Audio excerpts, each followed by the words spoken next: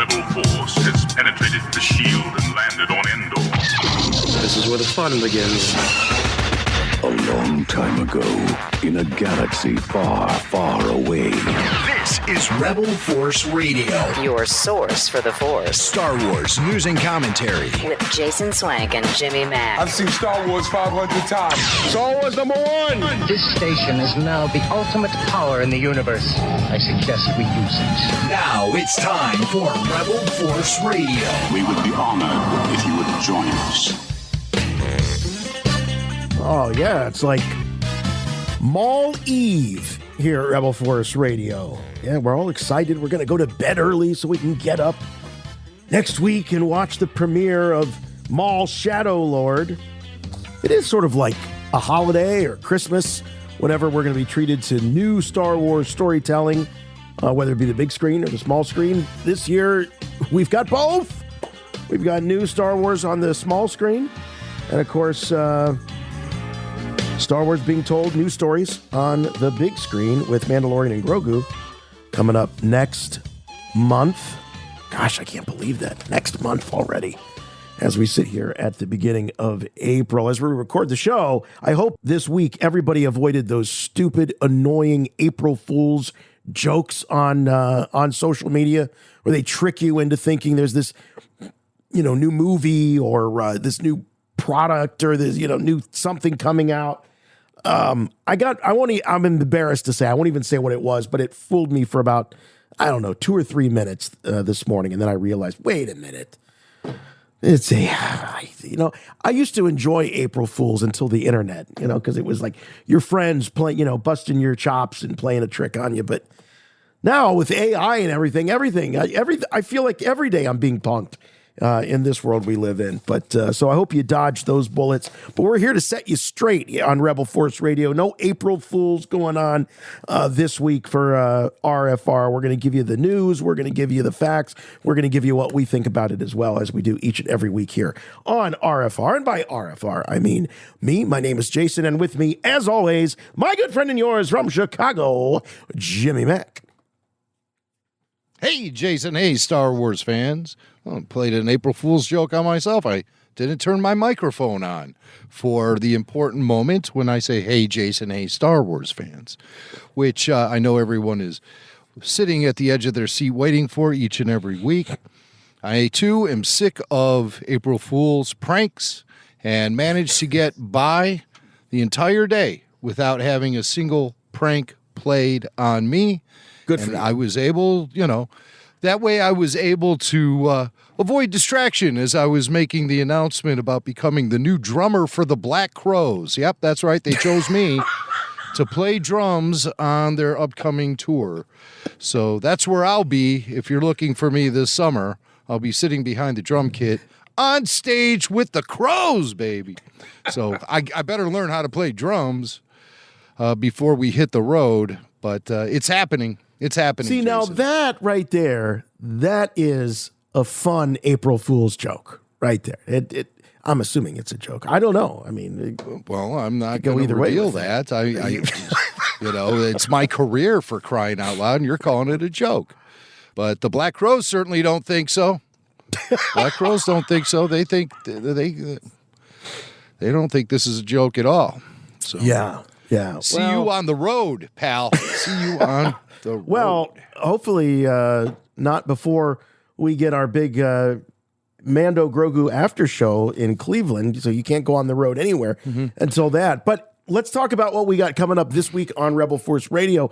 As I said, it's Maul Eve here. We're very excited about the premiere next week of Maul Shadow Lord. And to show how excited we are, we've invited FJ De Santo, our good pal, back onto the program to play a little prophet or loser with FJ. We'll see if he has any predictions yet about the new Maul series. And we haven't talked to FJ in a while. It's always great to catch up with him. He brings such a great perspective, being sort of he really strikes that balance, Jim, as a guy. He's an insider, but yet he hasn't lost the fan inside, which is hard to do. He's a super fan. Yeah. And you're right. Yeah, he hasn't been jaded by the industry. Well, not that much, at least, He's still a fan. I think FJ came in jaded. Like the industry couldn't make. They can't keep up. Right. They can't keep up with his amount of jaded Right. cynicism. Yeah, Exactly. as he walked in, he cursed his way into the front door of the industry and into our lives and into our hearts.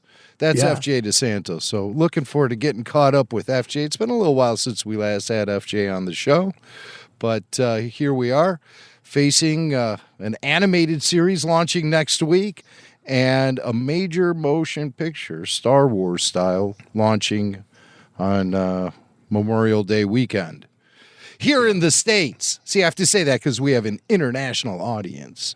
Yeah. So Well, they don't yeah, we all don't wanna- celebrate Memorial Day, obviously. Yeah. we don't want to leave anybody out. Oh, also coming up, we're going to be checking in with Ryan Gosling. He is making the rounds, and wow, is he ever? Project Hail Mary, a huge success. That late his film, and so everybody wants to get a piece of him. But of course, wherever he shows up, if the journalist or whoever is sitting with him has any sense, they're certainly going to ask him about his next big project, which is of course Star Wars, Starfighter. Yes. So We have highlights. yeah, we got that. But what I see on the rundown tells me that we have a little thank you in order before we go any further. Oh, yes. Yes. Our Love a thank you VIP segment. Guillermo. I got this surprise box from our VIP Guillermo, Oh, who he sends us wacky stuff from time to time. okay. Sometimes I think Guillermo's just cleaning out his closet, but we'll take his stuff. Yeah. He says, the Black Series, Reva, the That's Inquisitor. perfect. That's a perfect gift for Jimmy Mack right there. Last time he sent like Rose Tico and the Alden Ehrenreich Han Solo, Here we have Oshi. Oh, look at that. Is that Oshi or May? That's May. May. That's May. May from the Acolyte. Yep, sure is. That's I'll her. cherish this. I'll cherish this for years and years. I'll pass it down to the grandkids. And then randomly, he sent this bad boy. He said he had to search high and low for it. It's General Hux with Force Link abilities. General Hux, remember him flashing of back to course. 2017 for this 3 3/4 inch action figure from Hasbro. Yeah. General Hux with mouse droid. See the mouse droid in there, yeah. And that's before that's before Hux turned traitor against the First Order. Domhnall Gleeson. I'll be able to reenact all my favorite scenes from the series The Paper, now on Peacock. It's kind of an Office spin-off, Yeah. The Paper. Yeah. And you nobody watched from any The of that? Office is in it except for Oscar Martinez. But Domhnall Gleeson is like the Michael Scott of that show. Have you watched it yet? Just the first episode. Was it any good? I thought it was fine. I thought it was good. And then I couldn't get the gang together to continue watching it. It's one of those things, where I am at a stalemate because of the family. We were watching the first episode together, and it's like, hey, let's watch The Paper again. Oh, no, I don't want to watch The Paper. But he sent some other cool stuff, though. He sent 2 of these, so one is definitely for you. It's a Darth Maul Funko Pop. Oh, I like and that. he's like It's like a tiki version? What's going on? I don't know what the deal is, but he has like horns coming out of his cheeks or something. It's a weird Darth Maul. It's like doesn't quite. Yeah, what is he like? Impressions. It's from the Warthog Funko Pop version? Impressions. Impressions. Yes, you All have right. Boba Fett. They're like Japanese, kind of feudal Japanese characters. Yeah, okay. Right. It'd be like if this was the year of them all. Okay, is so the he's year like of them got a all. dragon. Maybe it's like a dragon thing. I don't know. He sent 2 of those, and then he sent these 2 cool things, one for me, one for you, from Bandai. It's a Boba Fett. Oh. Again, that feudal Japanese look Got it. Yeah, that's very on cool. on Boba Fett. So it's like Samurai Fett. They call him Daimyo Boba Fett, but it's not quite screen accurate when you compare it to that of the book of No. Boba Fett. It's like it's Boba Fett from the Mandoverse, but done up in sort of a Japanese. Now, if he was feudal truly style. Daimyo Boba Fett, he wouldn't be wearing the helmet. He'd just be carrying it around. Remember how they always had Tem just carrying the helmet around? That's right. Yeah. Being the benevolent daimyo. Right. Whatever that is. Daimyo with a heart.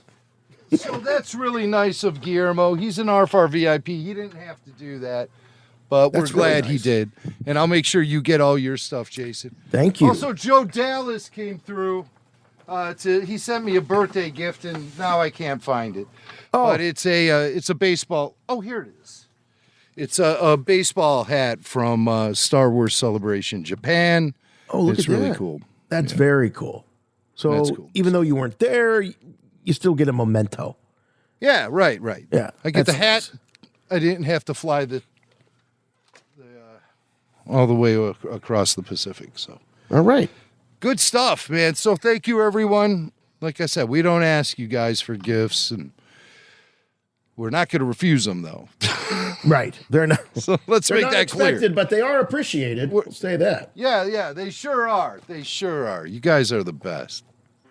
All right. Well, let's give you an update on the big party coming up here in Cleveland. The RFR after show, looking at Mandalorian and Grogu. We're going to be doing it live. So if you've been an RFR listener for years and you know about all of our after shows, in fact, we're starting a whole new season next week with the Maul Shadow Lord after show. But this is always special when we get to actually do an after show on a brand new Star Wars film.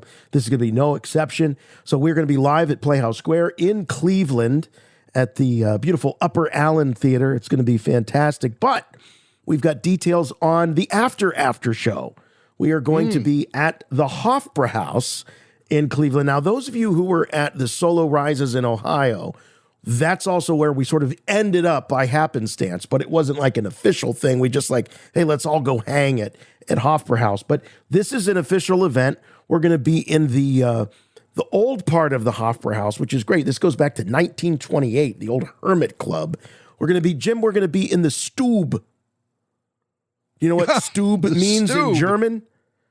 It just means Stupid. room. Yeah, Oh, it just means room. But we've got a couple of private rooms. We've got we're in the Hermit Club Stube, and then we're also in the Fast Hall. Forgive me, I have bad German here, but the Fast Hall, and these are kind of connected rooms. So we're going to have our own bartender. We're going to have our own servers there, just for the people there hanging out with Rebel Force Radio. We also have a private beer garden. So that'll be really cool. We can fire up some stogies, maybe, if you're inclined to do so, or fire up whatever you're smoking there at Hofbrauhaus. It's going to be fantastic. So really looking forward to it. And I think we've got it all the way till midnight. We got a beer garden, we got a fest hall, and we got a stube. So the stube really pushes it over the top for me. Doesn't it? You'll find me in the stube. Yeah, in a stupor in the stube. Yeah. That's where you'll find me. We also have a DJ. We have DJ Max from Cleveland, and he's going to be spinning some Star Wars inspired, what do they call that? EDM music, the electronic dance music that the kids are into these days. So it's going to be awesome. I think by the end of the night, I think everyone at the Hofbrauhaus is going to be in the spirit for Star Wars. Yes, definitely. It's going to be an epic time. I look forward to seeing a lot of the familiar faces there. I look forward to meeting people who this will be their first time to see RFR live and attend one of our events. And our events are always a great time. And there's a great sense of community and friendship. Even if you've never been to one before, you'll make a lot of friends. I guarantee you that. I think some McInerney's will be joining me on this trip, which doesn't often happen. But I think my boys might be coming, and maybe even Wendy. I don't know. That's still TBD. But we're working on it. And our good friend Puppet Lando has been reaching out a little bit lately. He's asking if it's okay if he comes along on this, to the show and stuff. And I was like, geez, Puppy, you don't have to ask. You never had to ask. If you show up, we will have time and space for you. Trust me on that. So, Puppet Lando, TBD, but I think it's a very strong chance that Puppet will be there. The Babu Freaks will be there. And Tyler here's Page? something interesting. Yeah, Tyler, of course, will be there. Billy Mack. And, there's something else happening. I don't know if I'm in the position to talk about it right now. It's just an added feature to the weekend that I think our listeners will like a lot. But I don't think I'm allowed to talk about it right now, primarily because I don't have all my facts together on it. Okay. But, so we'll make that announcement maybe next week about this added bonus feature that'll be happening. It's not like a celeb or anything, so I don't want anybody spreading that around. But it's a unique thing that I think our listeners would be into. So, well, cool. That's what's happening. And of course, we'll be talking about the Mandalorian and Grogu too, and we'll give it our full breakdown there live, and we'll have an open mic, so our audience members will also be able to share and provide their reviews of this all-new Star Wars film. We have a new Star Wars film coming out next month. This is such exciting times. And we want everybody to be there with us in Cleveland, May 23rd, at the old Upper Allen at Playhouse Square. We're going to be there. Yeah. It looks like a great theater, too. There's a bar. Oh, yeah. There's a nice little lobby there for the theater, and it's spacious and comfortable and great sight lines. That's a big selling point, so you'll be able to see me and Jason sitting there talking about the Mandalorian. Yeah, we'll have it's gonna be so much fun. Maybe some fire jugglers, maybe some belly dancers. But we'll have to clear this though with the Playhouse Square people, I'm sure. Yeah, and, the odds of that stuff happening are very slim. But never say never. Never say never. So live podcast 6 to 8, and then the after party will be following immediately at the Hofbrauhaus House, Cleveland, at Playhouse Square. They even say it's at Playhouse Square, the Hofbrauhaus. It's actually part of the Playhouse Square right there proper. In the district. It's right there in the district. It is a very, very quick walk, like 2-3 minute walk from the theaters. That's what makes Playhouse Square so great. It's this incredible theater district. It has 11 venues plus dozens of restaurants, and there's a great hotel there. It's all very convenient, all within walking distance. Yes, and a sweet stube, so you're not going to want to miss it. You won't want to miss it, and that's happening next month. May 23rd in Cleveland. Be there. But it's not the only big event happening next month when it comes to Star Wars. There's also something called the Forest Moon Festival, which, Jim, you and I know quite a bit about. Yeah, the Forest Moon Festival is amazing, and it's back again this year, May 28th through the 31st. It's happening in Humboldt and Del Norte counties in California, where Star Wars Return of the Jedi was actually filmed. You can go to actual shooting locations for the Endor Forest. ForestMoonFestival.org has all the information, how to get there. Follow them on social media for their full event schedule, which should be dropping by this weekend. But we got the scoop. Because we love the Forest Moon Festival, and although we can't be there this year in attendance ourselves, we really love the event, and we really like the people who run it.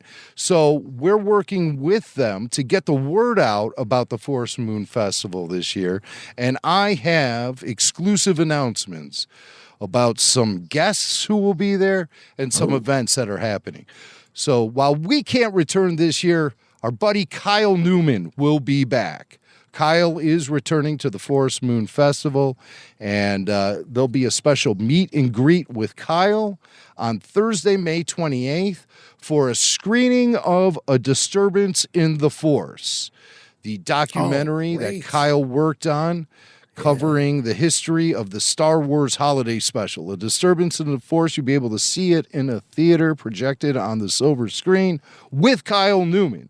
So everyone who purchased tickets to a disturbance of the Force will get entry to the event, as well as some special swag that you can only get at this event, and space will be very limited.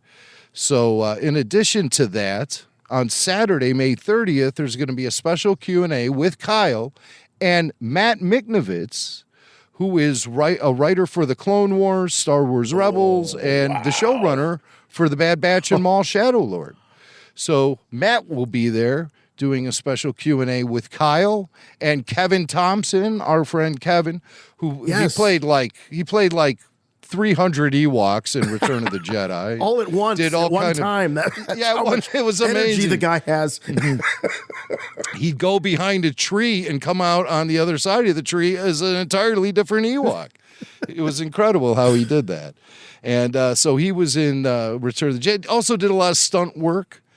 And also someone new to the fest, Mike Hansen, who is a Star Wars comic book historian and an author who worked for Dark Horse back in the day as an assistant editor on the Star Wars titles. So he'll be also there discussing all things having to do with the wars. I don't know if Mike has if he has roots in the area or what the deal is, but Mike knows his stuff when it comes to Star Wars comic books, and he'll also be participating in the Q&A on Saturday, May 30th with Kyle Newman, Matt Miknovitz, and Kevin Thompson. There'll also be tons of other Forest Moon Festival events featuring the special guests. Hotel discounts are listed on the website, and there's going to be airline discounts announced shortly. So there'll be ways to save if you want to make the trek to Eureka and visit some of those great Star Wars Return of the Jedi shooting locations in the region. Of course, the Sequoia Park Zoo Forest Fest will be happening, so you'll be able to go there, walk along the sky path, really get the feel that you're in the Endor Forest, and they'll be screening Return of the Jedi that night on May 30th. On May 31st, on Sunday, there's going to be a pancake breakfast and a screening of Spaceballs. So, what? Such exciting time. You have pancakes and Spaceballs. Oh, the year that we're not there, they get the pancakes. They get the pancakes and the Spaceballs.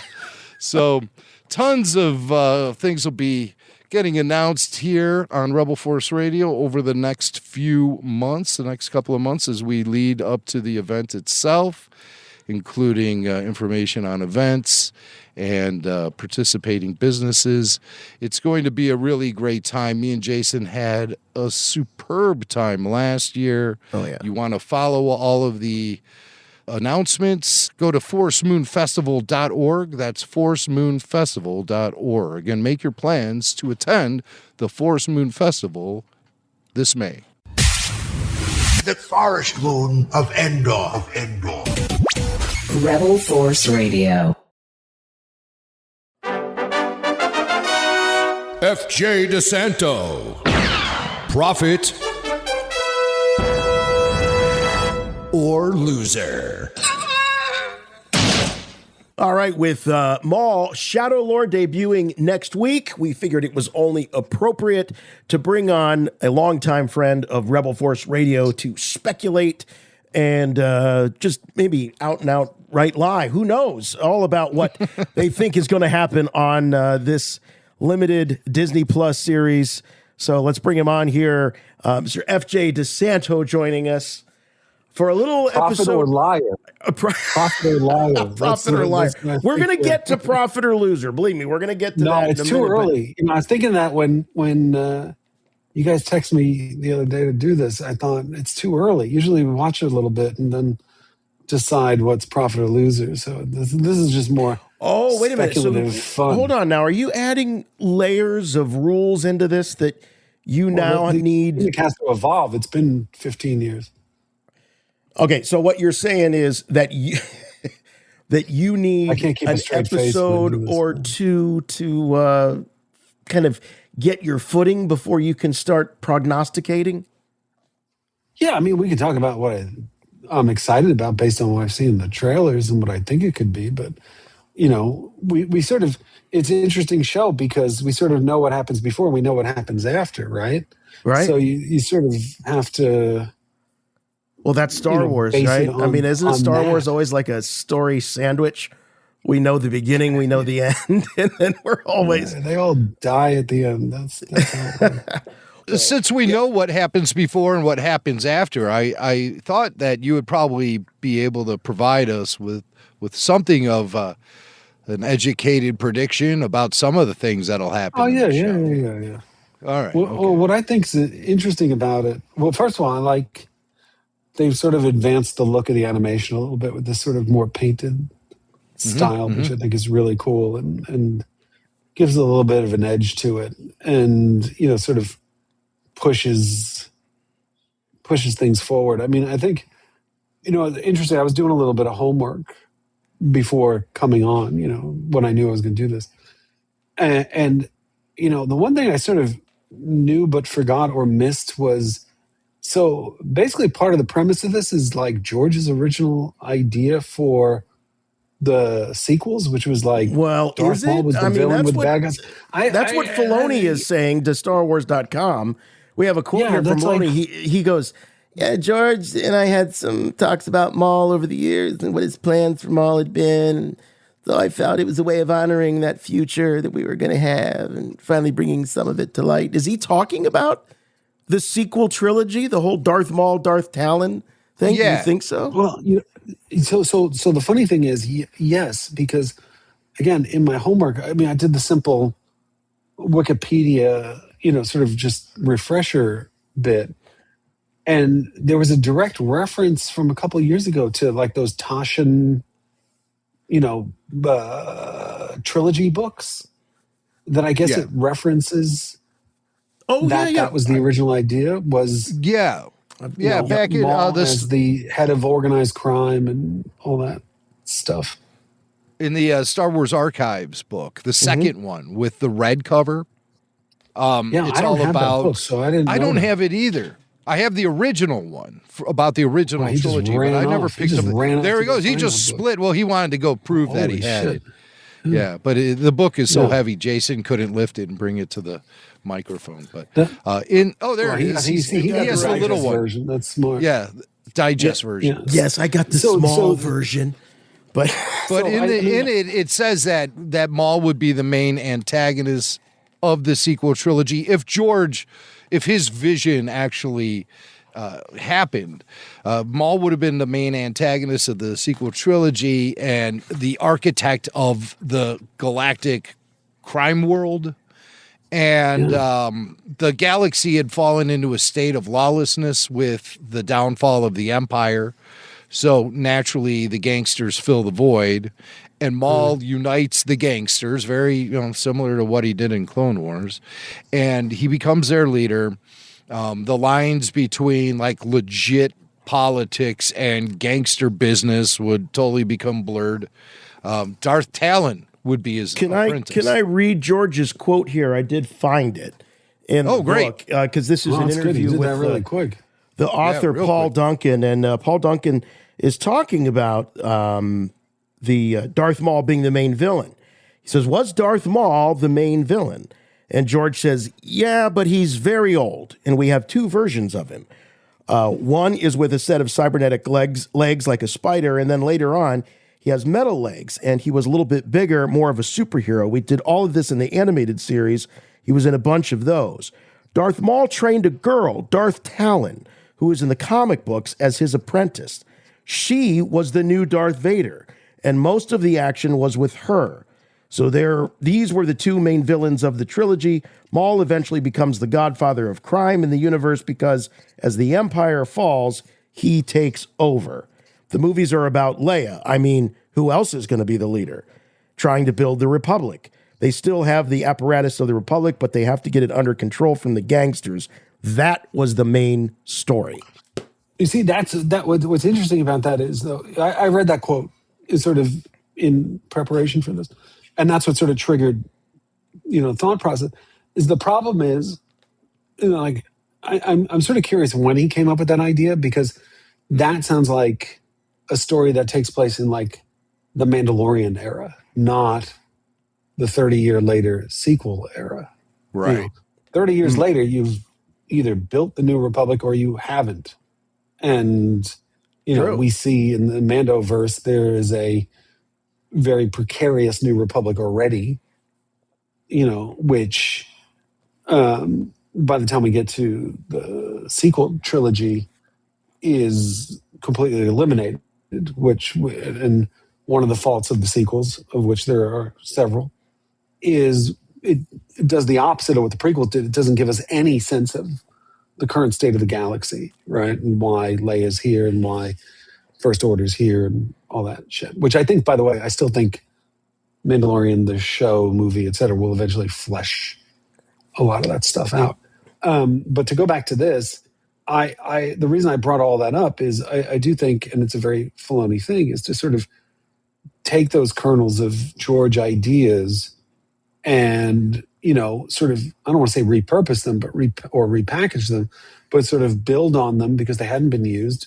And how do you do them in a context that hasn't been seen before? In the case of this, which is, you know, to what, you know, what Swank was saying in the quote is, well, now I think we're going to see a lot of that. There's an apprentice. There's clearly a grudge against the Empire, which I think is going to be, you know, based on my gut of just seeing the trailers and stuff, and I think any schmuck can figure this out, is he's going to be pissed that Palpatine sort of gave up on him and, you know, that he failed Palpatine, and he probably hates the Empire. He probably hates the Sith. He probably hates the Jedi. So there's an interesting gray area with that I think the show will play with, I guess. You know, we sort of get a sense of him briefly in Solo and, you know, these different things within the animated sphere. And so there's a lot of rich room to play with here, because we don't have the baggage of having to explain he's alive and all that shit. That, you know, that's what they did in Clone Wars and all that stuff, and, you know, Savage. And now he's got this very rich sort of background that you can really build off of here. And sort of, you know, we've seen him as a quasi mentor to Ezra in that, you know, sort of run in Rebels. So I'm curious, you know, and again, speculating who he is at this particular point, what, you know, what motivates him. There's something cool about it. And it looks fun, and it looks like we're going to get some new characters, and you know, it's just, I don't know. It's just, I have a feeling there's going to be, there is going to be him versus the Empire. Like, I'm really excited about that. Because remember, there's that whole fight. Was it in, I forget when it was, when he fights Palpatine. Palpatine kicks his ass. You know what I mean? Yeah, so like, well, sure. He's, you know, there's definitely that bad blood and all that stuff. And, but also, by the way, because you guys know this stuff better than I do. And when I say you guys, I mean you guys and the people who are watching and listening. Yeah, not us. I also wonder if this sort of pulls stuff from the Underworld show that they never made. See, I've been asking that question too. I feel when I watch these trailers that it definitely has that vibe of what George was going for with Underworld. I mean, it's not set on Coruscant, but still, it definitely has that seedy, like underworld. Well, it can still go to Coruscant. I mean, we haven't seen enough. I don't know that they will, because this planet, Dathomir and all these. I can never remember the name of it. But the planet that it's set is sort of, kind of its own version of Coruscant, really. So I think going to Coruscant would just confuse the audience. Not that doesn't happen, but not that we thought they blew up Coruscant in Force Awakens and it wasn't Coruscant. Right. I keep thinking this idea that it's going to be like a very noir, almost Batman-like kind of tone to it, where you've got this sort of Commissioner Gordon type figure.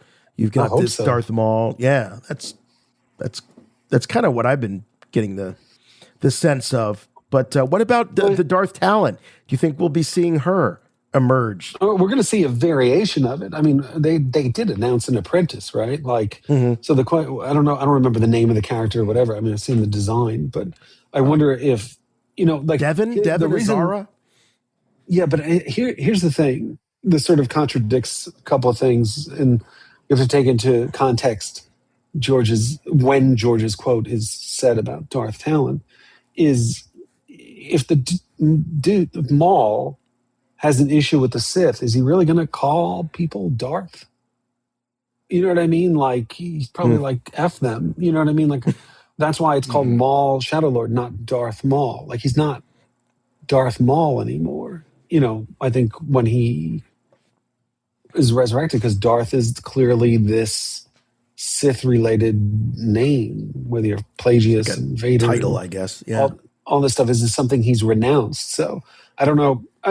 Like I said, I think based on what we've been talking about so far is I think the Darth Talon idea that George had is going to transpire in this. It just might not be called Darth Talon. That's the only difference. And she might evolve into something that looks similar to what they designed. I remember some of those cool designs in like the Art of books and stuff like that.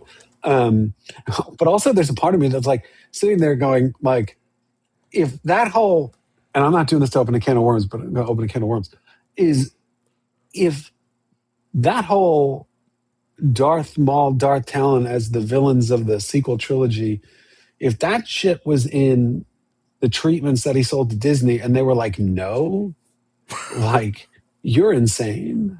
You know what I mean? Like that is effed up, like that you didn't go with that, right? But I also think there's a part of me, and I've been having, this is something we've talked about before, and I haven't been on a bit, so there's but these are things everybody knows. We have our little secret council, and we talk every day about this shit. The interesting thing is, I have to imagine, hypothetically, that if that's in the treatment that George sells to Disney and says, make these movies, right? And they look at it and they go, oh, we can't have Darth Maul in this. Like, everybody hates the prequels. Everybody hates them, and then 10 years later, everybody loves the prequels. You know what I mean? Like, because of the thing we've talked about quite a bit, which is that generation of this prequel nostalgia. And I got into a big argument with a friend of mine who's similar nerd tendencies, where I don't know what it was, like 2 weeks ago, the BB-8 operator guy, whoever it was, did an interview and I don't know if you guys covered this, where it was like, I know we talked about it, or it was on our group chat, like sequels get too much hate, the prequels didn't, and blah, blah, blah, or whatever it was. But it sort of opened a can of worms in that we're not there with sequel nostalgia yet, but it's coming. Okay? Like, you're sitting there like, when you do Ahsoka and you do Obi-Wan Kenobi and it cuts to Anakin, Hayden Christensen's Anakin, everybody loses their fucking mind, right? So it's like, can I disagree with this theory a little bit here? Let's fight. Let's fight. Let's push back. I don't think the Clone Wars would have had near the resurgence in popularity the prequels, had it not been for the Clone Wars. I think the prequels needed the Clone Wars, and the sequels don't have the Clone Wars equivalent yet. And I don't think the Mandoverse is going to do it. Well, here's where I'm going to not disagree with you, but sort of add to the conversation. Again, this is something I haven't been on here to talk about, is I'm saying this based on the reaction to the scrapped Kylo Ren movie, where it was the one thing that unified that fan base. Give us the goddamn Kylo Ren movie, right? And that to me was the first seed of the sequel nostalgia. We still might have, by the way, so we might have like 10 more years till that happens. Sure, yeah. And who knows we have time. What happens in between. Like, I don't think, to your point, as much as I, as a Star Wars nerd who wants to know more about the universe at all times, will enjoy the eventual Mandalorian era explanation of the birth of the First Order, I don't think it services. And by the way, this is me agreeing with you. Yeah. I don't think it services what would eventually be like the Clone Wars serviced, right? Like, you know what I mean? Like, I don't think it'll service, but it'll flesh things out, but it's not going to sit there. But I guarantee you, the second you see Rey, Finn, and Poe together in like some promo shot 10 years from now, people are going to lose their minds, right? That now, I think the difference is, the difference is whereas I think people look at the prequels now and go, maybe they weren't so bad after all, right? Like, but I think that is due to the reaction to the sequel era, right?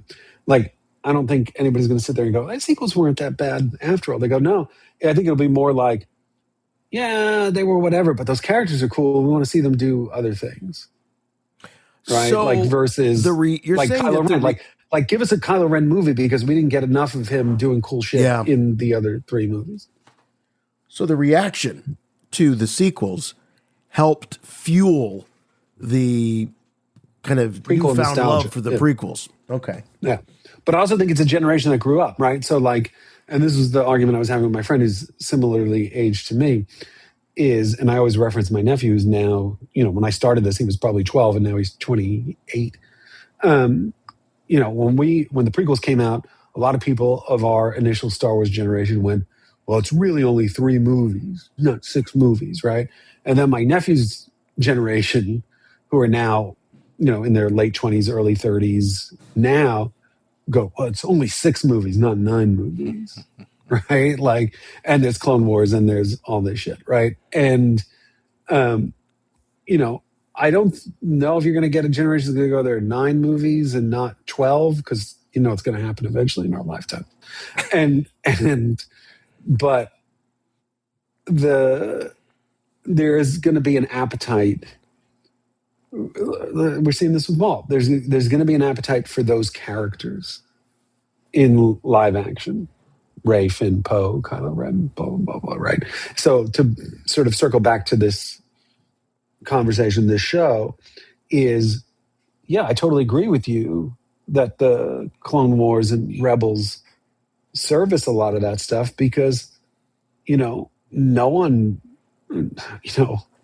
you can't have those and then you don't have a so-called Ahsoka, right? That has Hayden in it and you are invested in their relationship when you have little Ahsoka and blah, blah. And that's why, again, I've definitely said this on this show, is they're leaving money on the table, not greenlighting some fun Clone Wars show that is Ewan McGregor, Hayden, and the little Ahsoka just fighting bad guys.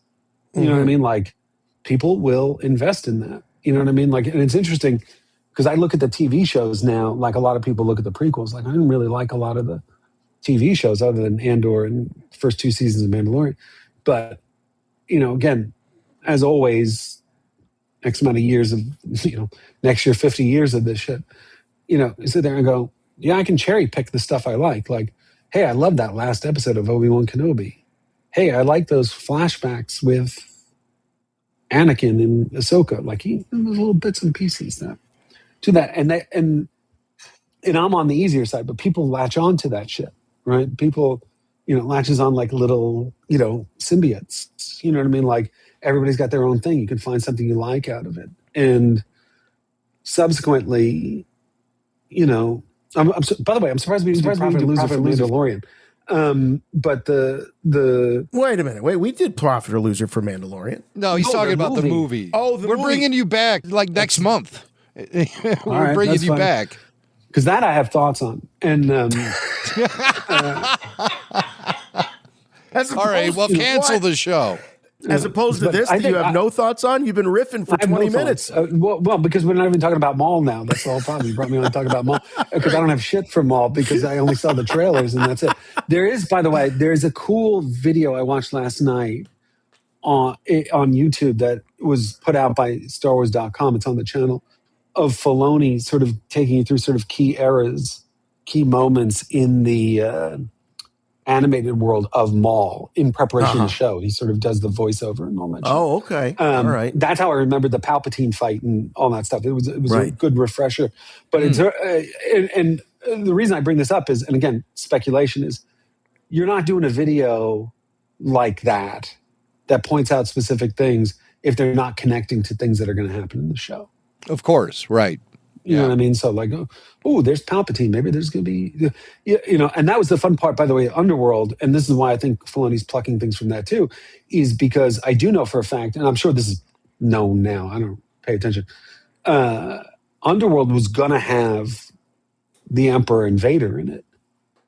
You know what I mean? Like the Underworld was written to, because the whole idea was the Underworld versus the Empire. I heard there were So I wouldn't be episodes that dealt specifically with Vader. Yeah. Full episodes, yeah. I wouldn't be surprised if they pop up in this in some way, shape, or form. I'm not saying, it could just simply be a reference. It could cameo. It could be whatever. But I do think just based on the precedent in particular of Palpatine and Maul having this particular relationship in the animated shows, that will continue in some way, shape, or form in this. Okay, well, there's a prediction right there. We have our first prediction from the Prophet. I didn't even think of that. Shit. I'm writing this down. Yeah, he's given us his first prediction, which is Vader and Palpatine will figure into this story somehow. You know, what I don't want, though, this is just me, is I don't want watered down Maul, like he has an apprentice and suddenly he's sympathetic and whatever. Right. I want him to be like, I want you to beat the shit out of this apprentice and like, I want to see her turn to the dark side. Like, I don't, like, I think she's a Jedi. I think I believe so, yeah. said that already. Like, she has the blue blade. Wait, you're talking about Devin? Yeah. She is I think a Jedi. I want her to have that moment where the kyber crystal turns red. And all that stuff. Now, are you predicting that? You said you want that, but is it a prediction? It's a semi-prediction because what I want versus what I don't want is for them to go soft with it, right? And sort of just be like, oh, he's a good guy after all. Like, if you do that, then forget it. Like, I'm not interested. And by the way, there's a part of me that's not worried about it because, well, the dude did kill Obi-Wan's girlfriend and, and still wants to kill Obi-Wan and all that shit. So, killed Qui-Gon Jinn. Yeah, I'm talking like the later version of it. Like the post Phantom Menace version of the character. Yeah. Like the one thing I think's got to be crucial to the show is he's got to keep his edge in terms of like really hurting somebody. Like, like there can't be a gray area. Like, even though he's fighting the Empire, like he can't be like on the side of good. Like. Well, what was it they said anyway? that Sam Witwer said this is a story about bad guys and worse guys? If it's a redemption story, I'm not interested. No, I don't think it is. I think it's going to be a story about Maul seeking revenge. And I predict that on the planet Janix, that's the Coruscant Junior planet that all the adventure happens on. But I predict that Maul will become something of a folk hero to the people of Janix because he fights the Empire. And the people of Janix don't want the Empire there on their planet. They like to, they have shady operations going on, a lot of underworld business happening, and they don't need the Empire poking around in their business. Maul fights with the Empire in his quest for revenge, but the unexpected result of that, he becomes a respected presence amongst the people of Janix. So how does Maul react to that? I hope it's with further decapitations. And I hope like he takes advantage of them. You know what I mean? Right. Mm-hmm. You know what I mean? Like, it's actually, you're actually worse than the Empire. Right. They wake up and realize they're doing like illegal shit on that planet, right? He's like, well, you hated the Empire because they interfered with stuff. Now you're going to pay me 50%. You know what I mean? Like, he's going to profit. The one threat of Maul is this whole crime syndicate stuff, right? So he unifies the crime syndicates and all that stuff. How does that, wherever he is in this particular era, how does that motivation play into everything? You know what I mean? Like, That's interesting. That's what I want to see. And also, what's his motivation? But just to go back to the Talon, this kid thing is here's what I don't want is like he feels sympathy for the kid. He's going to take her on as an apprentice. It's like, no, I want him to sit there like how he was with Ezra and be like, oh shit, you are really strong in the Force, and I can take advantage of that. You know what I mean? Like, well, right. And you bring up an interesting point, though, when you mention Ezra, is that we can't necessarily see Maul evolve past the version that we see him in Rebels. He can't. Yeah. He can't go past that. So it'd be hard to. It's hard to imagine him becoming this, whether it be a reluctant hero or an anti-hero, only to have him go back and be a villain in Rebels. That's a good point. I mean, that's a really good point. And that's what I'm hoping. You touch on that perfectly, meaning like you can't, like to what Jimmy was saying in terms of, hypothetically, this planet Janix or whatever it's called, hey, you got rid of the Empire. We love you. And he'd just be like, you're mine now, bitch. You know what I mean? Like, that's what you want. Like, what you don't want is the anti-hero, reluctant hero. But I don't give a shit. Like, that's not Darth Maul. And again, that's sort of what we talked about at the beginning to sort of bookend it, which was, hey, we know who he was starting with Phantom Menace, and we know who he is by the time Obi-Wan takes him out and, and kills him, and he's done all these terrible things, like, you can't soften him in between that, right? Like you can't, like you're not going to sit there hopefully and be like, oh, Maul falls in love and he adopts a Padawan and, lives on a farm and pets Grogu, like you don't want that shit. You know what I mean? Like you're getting that over here in The Mandalorian, Yes. Right? We don't want Daddy Maul. We've got Daddy what's Lorian. weird? Wait a minute. Whoa. This just, holy shit, this just came into my head. Wait a minute. Do we know Swank, the quotes you read from George, do we know what year he said that? It was a new interview when the book came out, and I'm looking for the copyright here. Okay. So while you're looking for that, the first question is, when did he say that? And then what year is the Rebels episode where Obi-Wan kills him? Well, it appears this book was originally published in 2020. 2020. Okay. Then what is the episode where he kills him? Where, Obi-Wan kills the Rebels. Oh, when is that episode? Well, it was well prior to that. My God, it must have been 10 years prior to the book coming out. Really, when you think about it, maybe 8 years before the book came out. 20. But you see what I'm saying? Like, did Filoni, obviously, I guess the question is, does the death of Maul in that episode come under the purview of George? Maul bit it in March 2017. In Rebels. In Rebels. Yeah, in Rebels. Okay, in Rebels. okay. That Twin Sons So episode. clearly... Yes. Okay, so that's all around the same time as Force Awakens, all that stuff, post-George. So that I think that happens... It was Last Jedi. George's watch. Right before Last Jedi came out, yeah. Right. So I'm just curious from the chronology of it, because who made that decision to kill Maul? It's got to be Filoni. Right? It's got to be Filoni. It's got to be Filoni and not George, because if George had a plan for Maul to be the bad guy in a sequel trilogy, you're not killing him off in that episode. Well, Star Wars Rebels was the first thing to go into production after Disney had acquired the IP. So right, but how many seasons is 4? Maul? 3. But so wait, that's he died in 3? He died in I thought he died season. in 4. Oh. In third season. So they had time. So George is long gone by then. Yeah. Yeah, but this is interesting about, like, was Filoni motivated to drive a stake through the heart of Darth Maul? So that this idea that George had couldn't happen, or...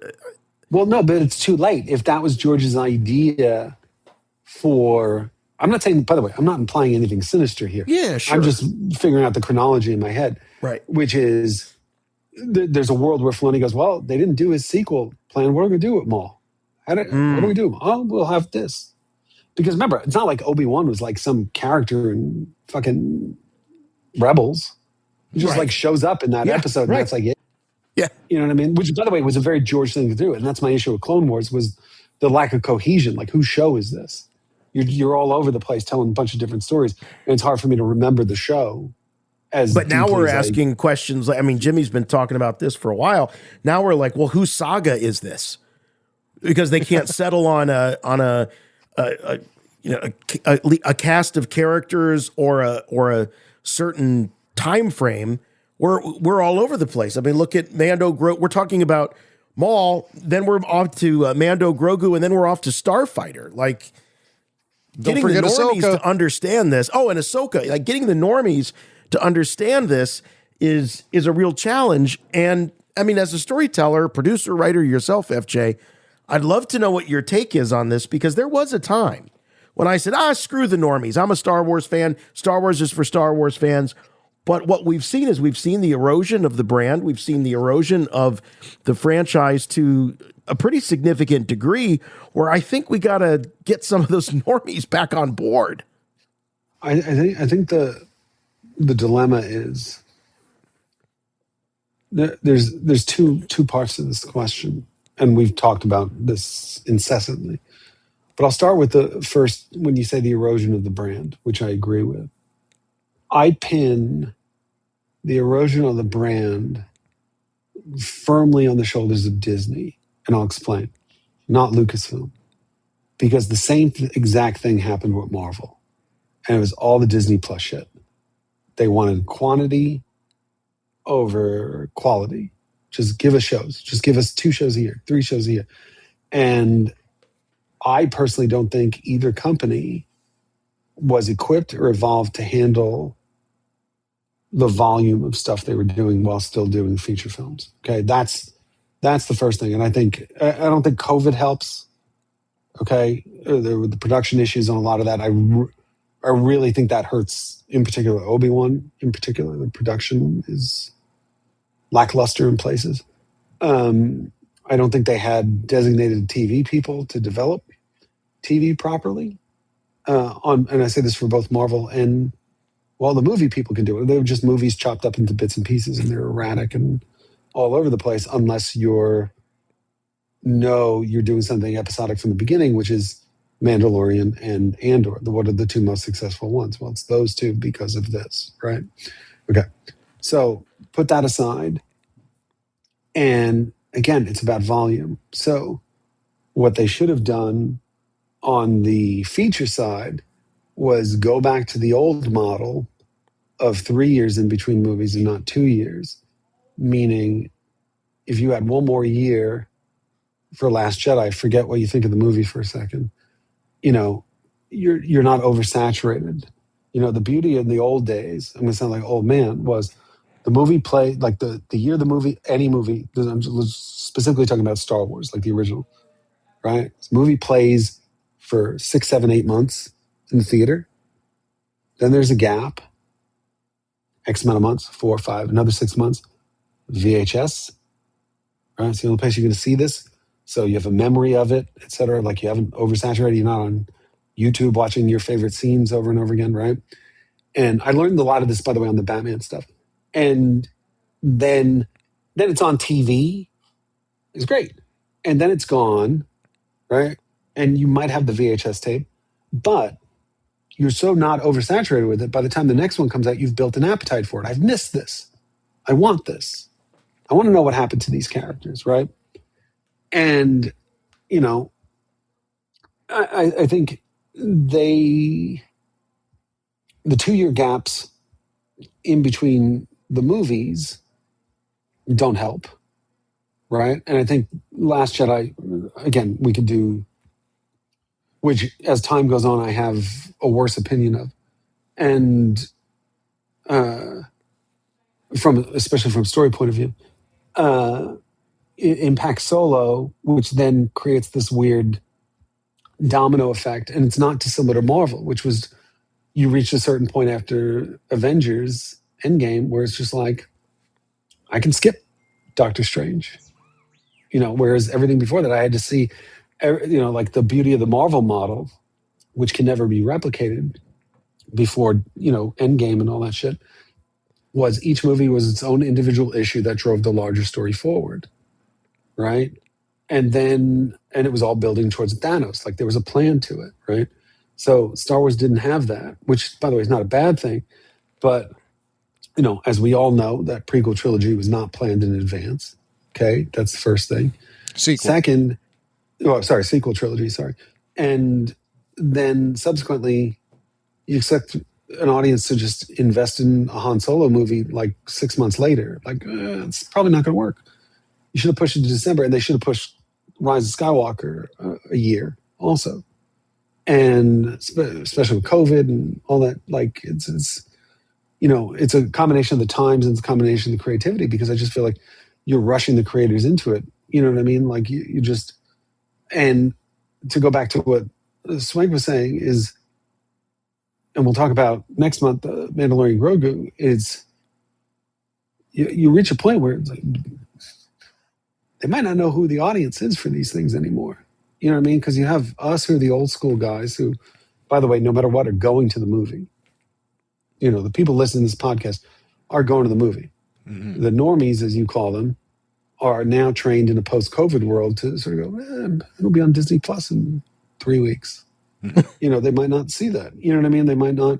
And my problem with the Mandalorian marketing in particular, and you guys have heard me rail about this, is you're not offering me anything new with it, right? Like, if you told me that was the TV show, I'd be like, yeah, that's fine. I love the TV show and it looks fun, but you're not presenting anything that, for me, justifies having to go to the cinema to go see it, because you've already established a baseline audience over 3 seasons to accept it as a TV show, right?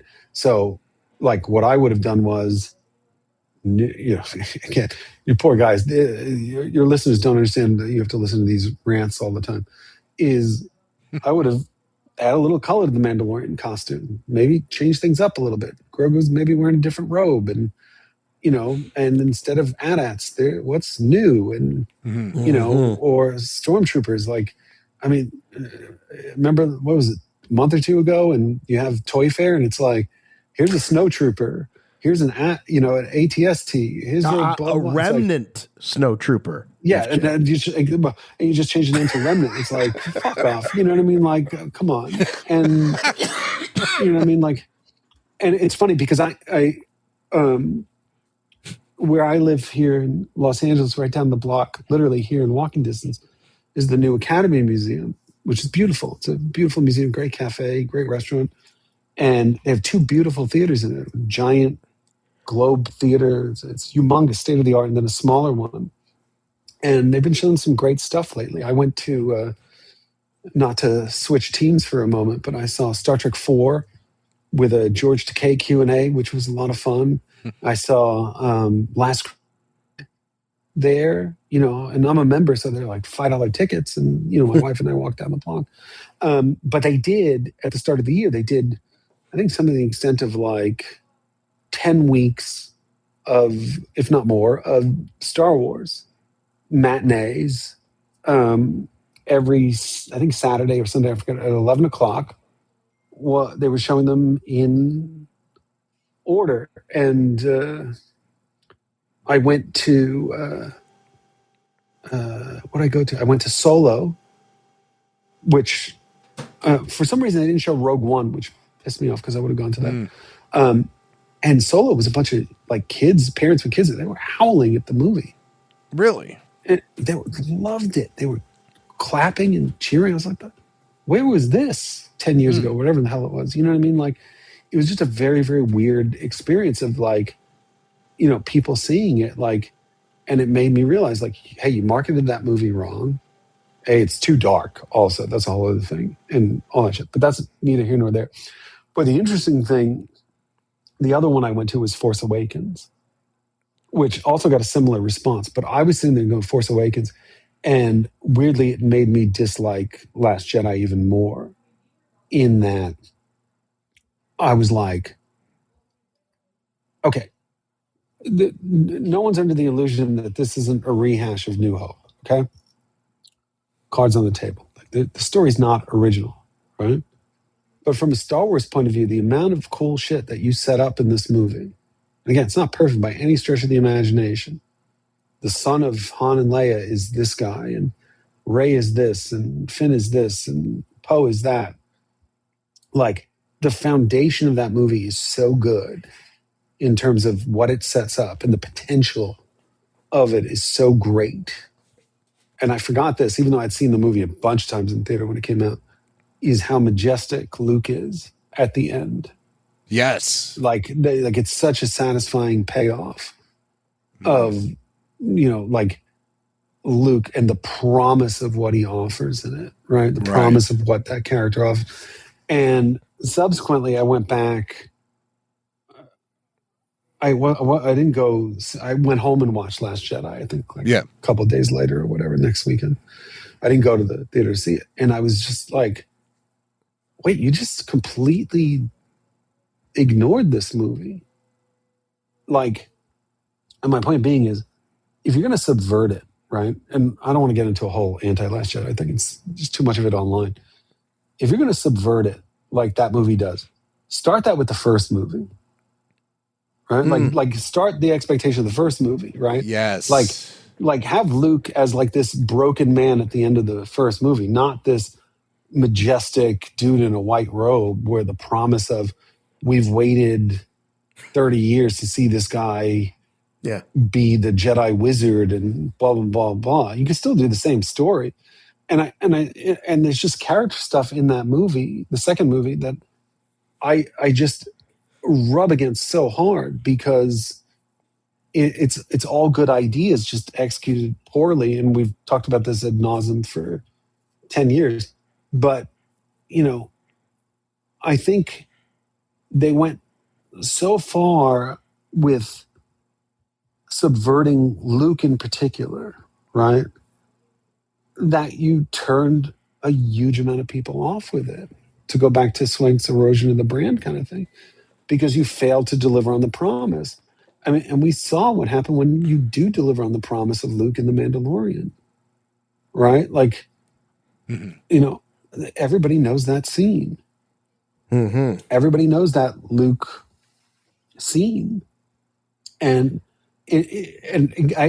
by the way, I guarantee you, it was not based on any knowledge, insider, outsider, whatever.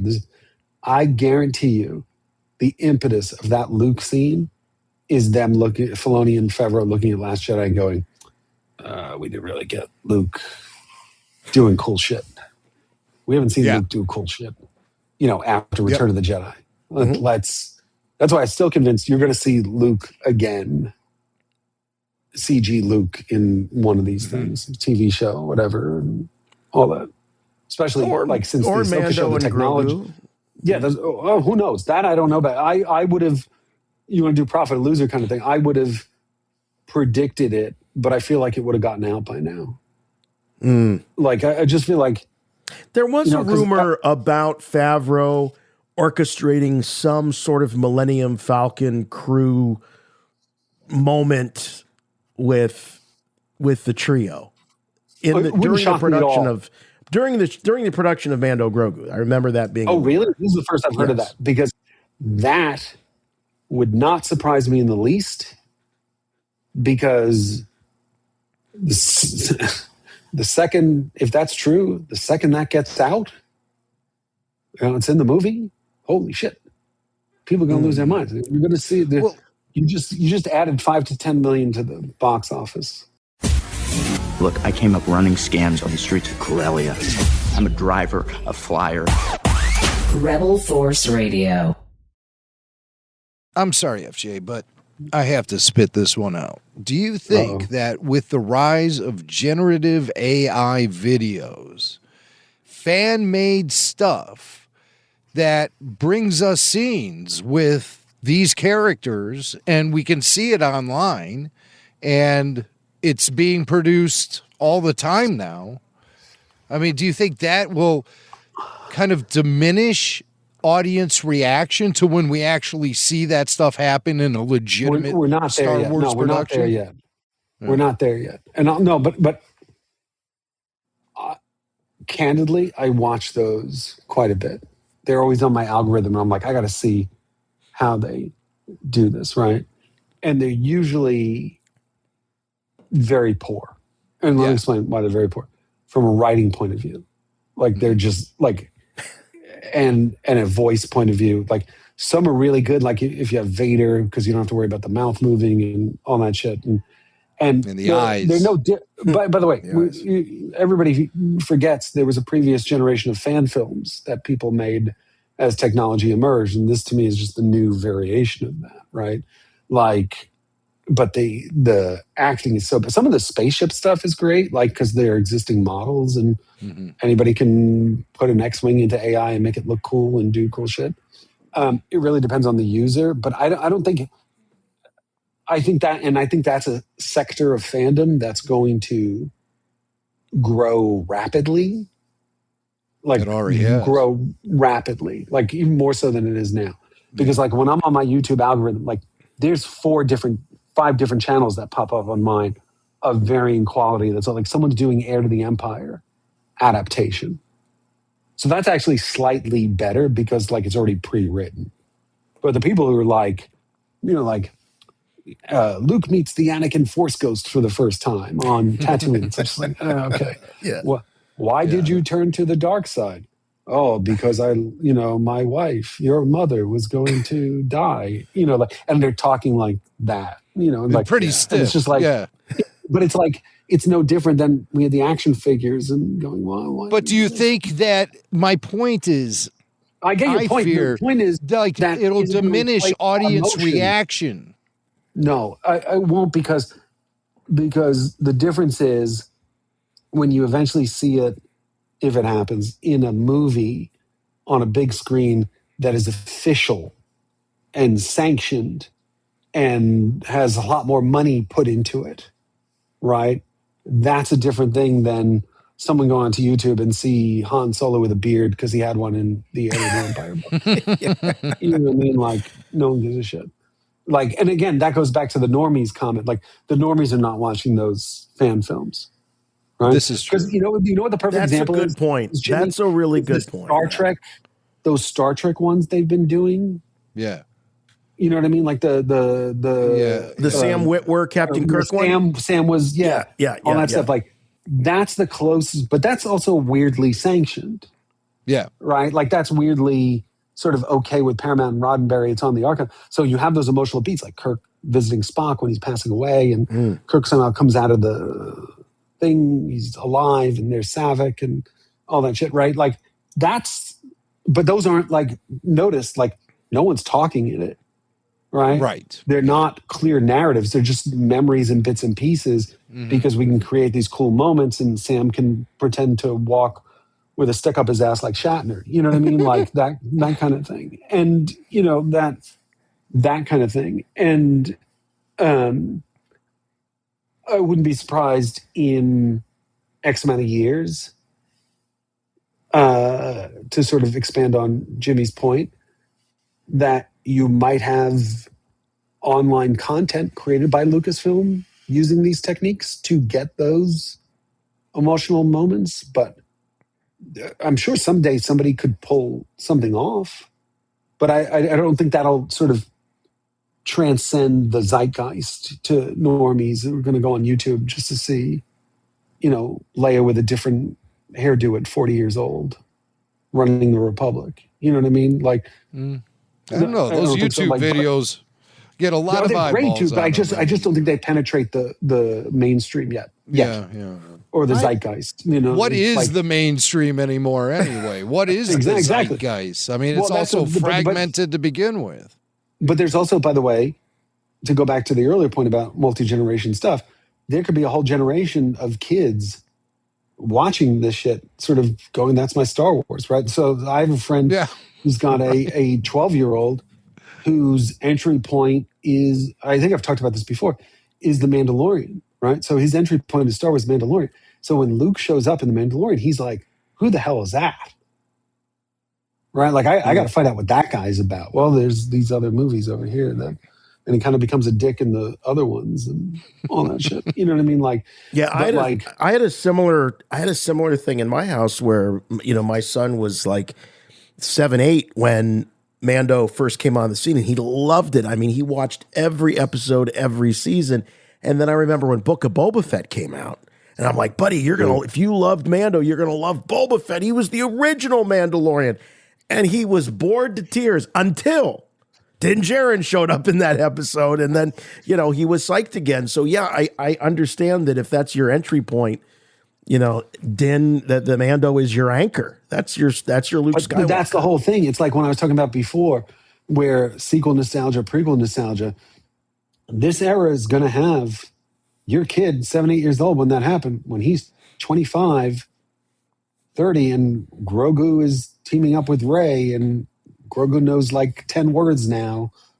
You know, you've missed that character. That was the character from my childhood. I'll give you a perfect example. Last summer was really interesting because at the box office, because what were the big hits, right? It was Minecraft. It was Lilo and Stitch. It was How to Train Your Dragon live action, because that was that generation, those 90s kids, right? We're 80s kids, right? Those 90s kids and early 2000s kids getting their first wave of nostalgia. That's the first. They don't want our shit. That's very true. They all made more money than Superman, right? They all make more money than Mandalorian's going to make, right? Because now you have that generation, you know, like getting their first whiff of nostalgia. Like, hey, this is shit I grew up with. I'm 20 now, 21. And when I was 5 years old, Minecraft was my shit. You know what I mean? Like, now there's a movie.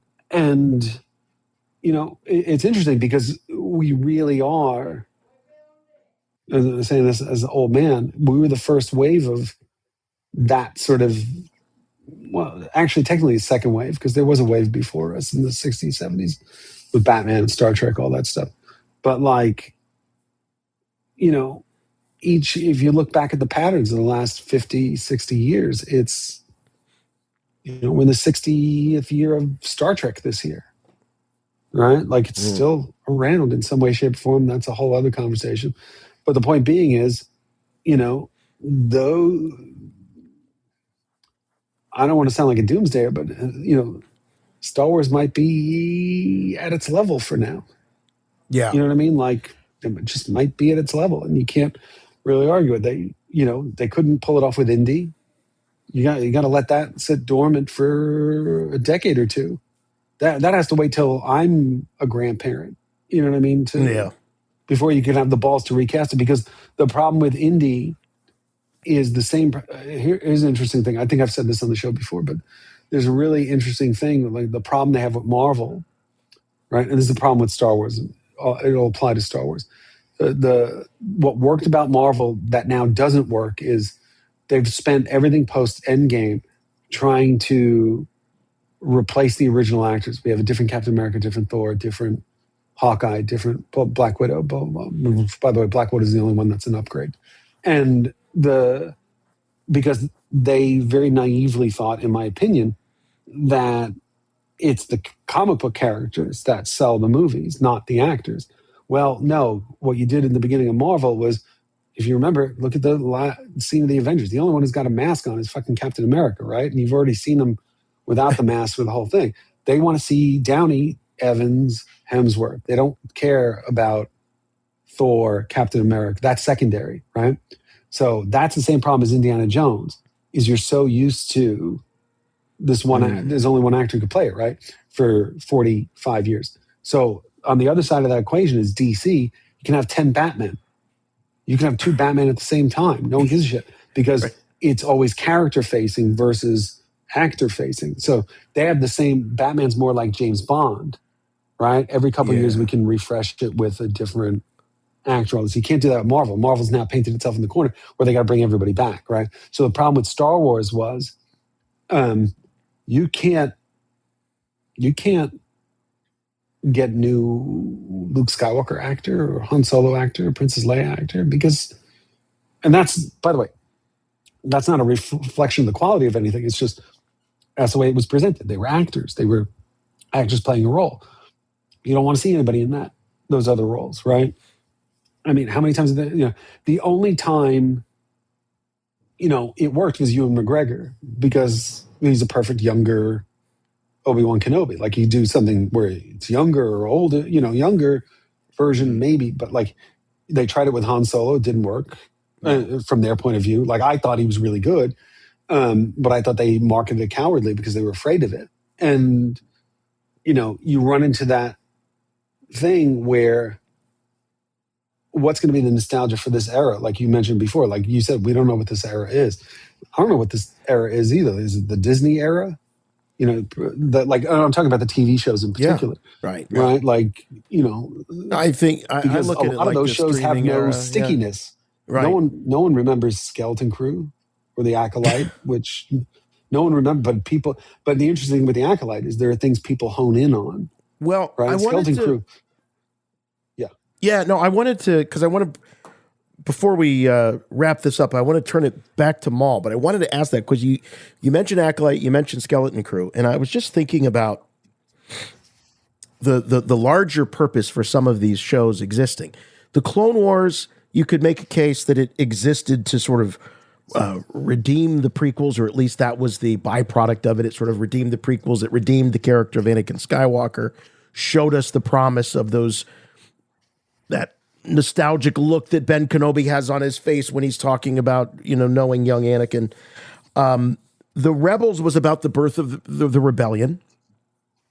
Mando, you and I were talking online about it being really the story of the rise of the First Order.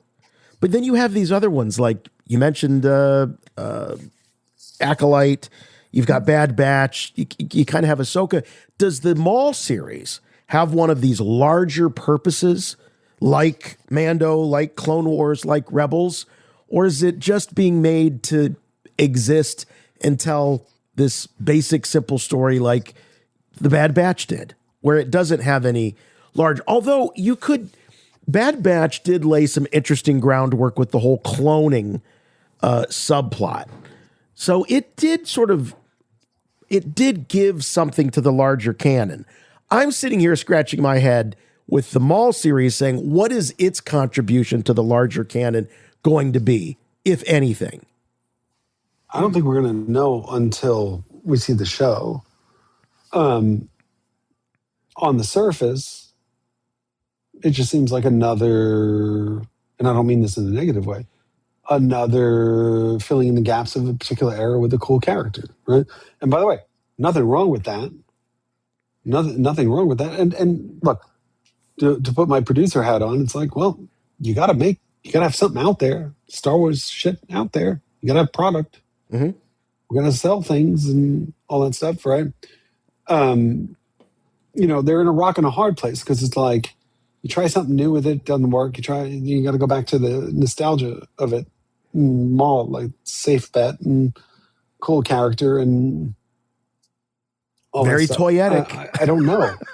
Maul is a toyetic character.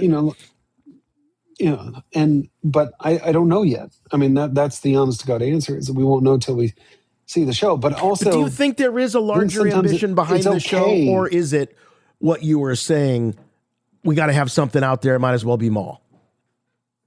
Well, no, that doesn't. When I say that doesn't mean a reflection on the intention. Like when you make these shows, look, they've been around long enough where people want to work and want to make the best thing they could possibly make. So all the effort's going to go into that. You know what I mean? Like it's not like they're sitting there going, all I'm saying when I say, oh, we need a product, we need something in the marketplace, that's from a corporate point of view. That doesn't, in my mind, unless, and every show is different. Like, I'm not sitting there questioning the motivations of the creators of it or the talent on it. Like, they're going to sit there and go, we want to push the envelope. We want to make the best show. Like, there was an interesting thing, like, on that Maul video on StarWars.com, I'll tell you about, where Filoni was talking about the fight between Palpatine and Maul, which I think Jimmy said was like the third season of Rebels or Clone Wars, whatever the hell it was. And Fifth, he was talking about in the video. He's got the robe on, right? Palpatine's got his robes on, all that shit. He goes, we couldn't have Palpatine in the show for X amount of seasons because we couldn't figure out how to do the fabric in animation, right? Like, so we finally got the technology there and we added them. You know what I mean? Like, so, like, you know, you tell the intention's good. Like, well, hey, we wanted to do this and all that stuff. And I think this, it's a bad analogy, but it's like, no one's sitting there going, let's just get a show out there. Like, they're all sitting there going, yeah, let's make the best Maul show we can make. And there might be things that are revelatory and fun and, you know, all that stuff. But like, sometimes it's okay, just tell a good story. Like, hey, this is a good story. Like, we don't have to change the canon of the universe. The movies have that responsibility. You know what I mean? Like the movie, you know, you want your jaw to drop and be like, oh my God. Not, you know, that's why the Last Jedi thing is so annoying. It's like, you're nobody. It's like, okay, that's okay that she's nobody, but it's like, she should embrace that and then don't retcon in the next movie your Palpatine's. Like, what? Right. You know what I mean? Like, you could tell those are decisions made because, hey, we're spending $300 million on this thing, et cetera. Where I think you have a little more freedom in the animation and stuff like that. And by the way, to your point about why Clone Wars even existed, was George looked at it as an affordable way to tell those stories. You couldn't do all those in live action, especially back then. You didn't have the technology for it and all that shit, like to make it affordable. That's half the reason why the Underworld show didn't happen. Was and I think everybody knows the story now why there was even a Clone Wars movie, right? Because what happened was George went and produced whatever the first season was, shopped it around, and nobody bought it because it was too expensive. It's just basically he wanted too much money for it, right? So what they ended up doing was, and someone, I think it was somebody at Cartoon Network or whoever carried it originally, you know, said, let's put the first 3 episodes together or 4 episodes together as a movie. And that way it covers the cost. You know, it offsets a lot of the cost George has already put into this. And justifies. That's why there's a Clone Wars movie. And it's a great launch for the thing. But like, if you ever go back and watch that movie, I haven't looked at it in a long time. It's just a couple episodes all, you know what I mean? Like, it's just a couple episodes of the show.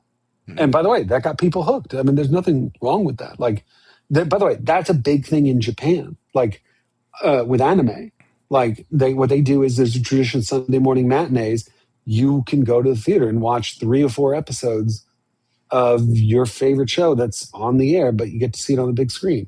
They don't edit it together like this a lot of the times, and there are precedents for that. But I'm just saying, like, I would do that a lot when I was in Japan because I was a big, you know, Star Blazers Yamato fan, and they had a new series going on, and I would go watch 90 minutes of new Yamato episodes, not subtitled. I didn't know what the hell was going on, but it looked cool. I was kind of surprised we haven't seen a theatrical release, you know, one night only of Maul.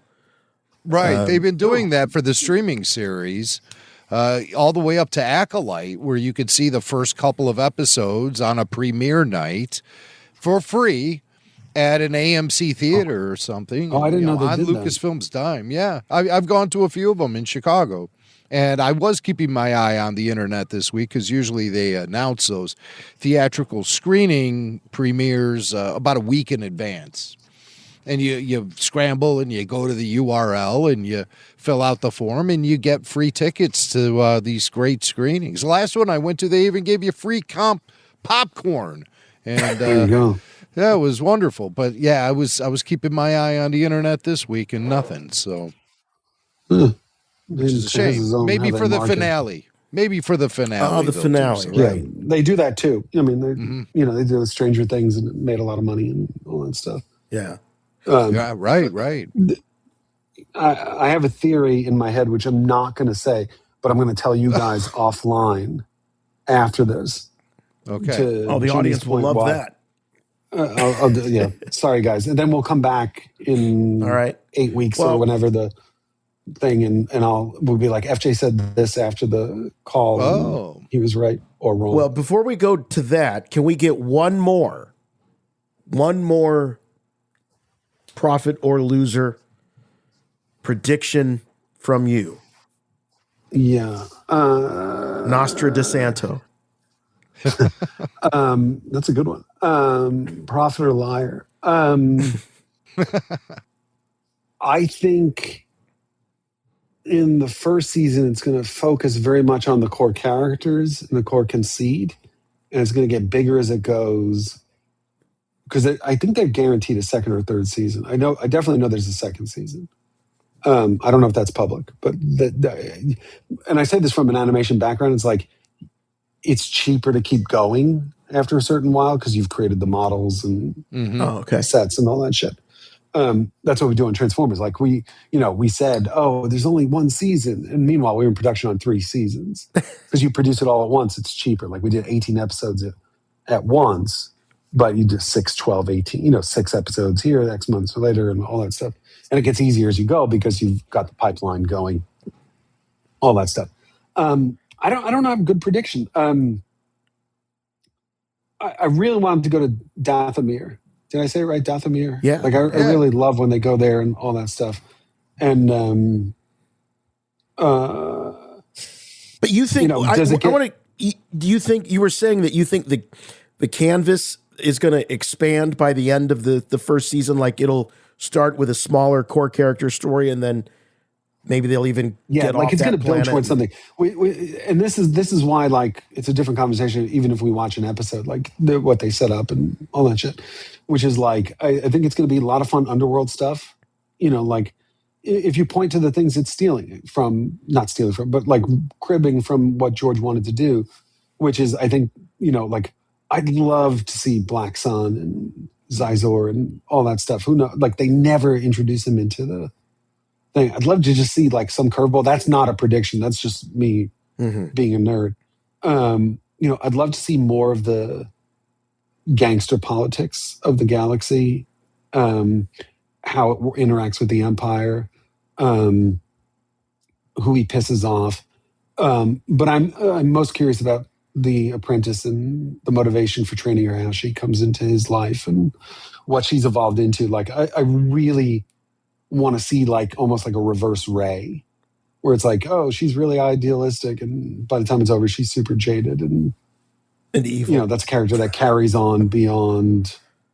Like we haven't had a good Ventress level female villain for a while. So not since Ventress. Exactly. So like what is that kind of thing and all that shit and Savage is dead, so but I think there's a third brother. Well, there's a couple of random Zabrak warriors that appear to be accompanying Maul, along with some Mandalorians too, as he's making these raids or whatever he's part doing. of the unifying forces against the Empire and shit like that. Right. So there's a guy named Icarus and there's a guy named Scorn. And we don't know how they fit into the story other than I feel like on the Wikipedia henchmen. I read there was a third brother besides Savage, but there was Savage. There was another one, but didn't he get killed in that Night Sisters trilogy of Clone Wars episodes from season 3? Could be. I forgot his And name. by the way, the one thing we haven't talked about is the Inquisitors are all in this shit too, right? They're in the trailer. Yeah. They're lame. Jason, you sound disappointed. Jason, more Inquisitors. Yeah, I mean, they're just, I don't know. They're so disposable and typically unmemorable. I don't know. I just, to me, well, at least Merrick has layers. You know what I mean? At least we know that there's something about that guy, Merrick. I mean, the wolf. Did you know this, FJ, that Embo's wolf is also named Merrick? And it's spelled the same way and everything. So we're starting to speculate maybe the wolf That's and the probably Inquisitor that. By the way, that's someone screwed that up somewhere, and then they'll retcon it. They do this in Transformers all the time. They retcon it to connect. They'll sit there and go, it was him all along. It's the spirit of the wolf inside this guy, and exactly. I think that's the way to go. but it'll be Exactly. good. I have a feeling. By the way, I have a feeling the show's going to be really good. That's sort of my in conclusion kind of thing. Like I'm really excited for it. I think it's going to be It looks badass. It looks totally badass. It does. And so that launches next week on Monday, and then on Tuesday, you'll see the debut of the RFR Maul Shadow Lord after show. And that'll be cool. Fantastic. That'll be a good time. Yeah. So 5 weeks of Darth Maul, and maybe we'll check in with you. We'll definitely check in with you. Probably check in with me every day, after the it's all good. season and before the Mandalorian and Grogu. We'll do that. After I look the forward to it. season for a recap. And then we'll be wanting your predictions for Mandalorian and Grogu. But you do have some sort of prediction you're going to give us offline here, and we're supposed to keep that Oh, secret now it until, popped out of my head. It popped out of my head and shit. Oh no! Oh, shoot. Well, you know where to find us. You can text us. Yeah, let me think on that. I might have to rewatch This this episode to of- remember what we were talking about that triggered whatever the thought was. That's what it was. I'm old. Oh, this is also When a does- good time to bring up that RFR is brought to you by Prevagen for the brain. Thank you. and You can get that. You brought on the new test case. sponsor. That's what you're presenting our test case, FJ. We're gonna do a before and after with FJ. See if he remembers anything. All right, So man. that do you have anything you're working on right now that you could share with us? I'm always working. Nothing to be public about other than read comics from a company called Vault, who I work for. They put out a lot of great comic books. There's a great comic that Post Malone did with us called Big Rig, which is a lot of fun, which is like Mad Max and the Crusades. A lot of good books from them. And I run their film and TV stuff. And I mean, literally behind the screen, I'm looking at you now are like cool concept art things for things I'll tell you about eventually. Great. Cool. Very cool. Looking forward to it. So you're always up to cool stuff, FJ, and we're really glad you were able to hang with us tonight and dispose some knowledge, prophet and loser style, or I should say prophet or loser. I said prophet and loser, assuming that there'll be a combination of both at play There here. are people that would agree with you on that. So Can you be both? Yeah. All right. Well, We're gonna thanks, find FJ. Appreciate it, buddy. Always good to talk All to right, you, boys. and we'll be talking to you online, I'm sure. talk to you later. All Thanks, right, buddy. Bye. Take it easy, FJ. FJ De Santo. Prophet or loser. All right. All right, Prophet FJ De Santo. or loser, not and loser. Prophet or loser. Prophet or loser.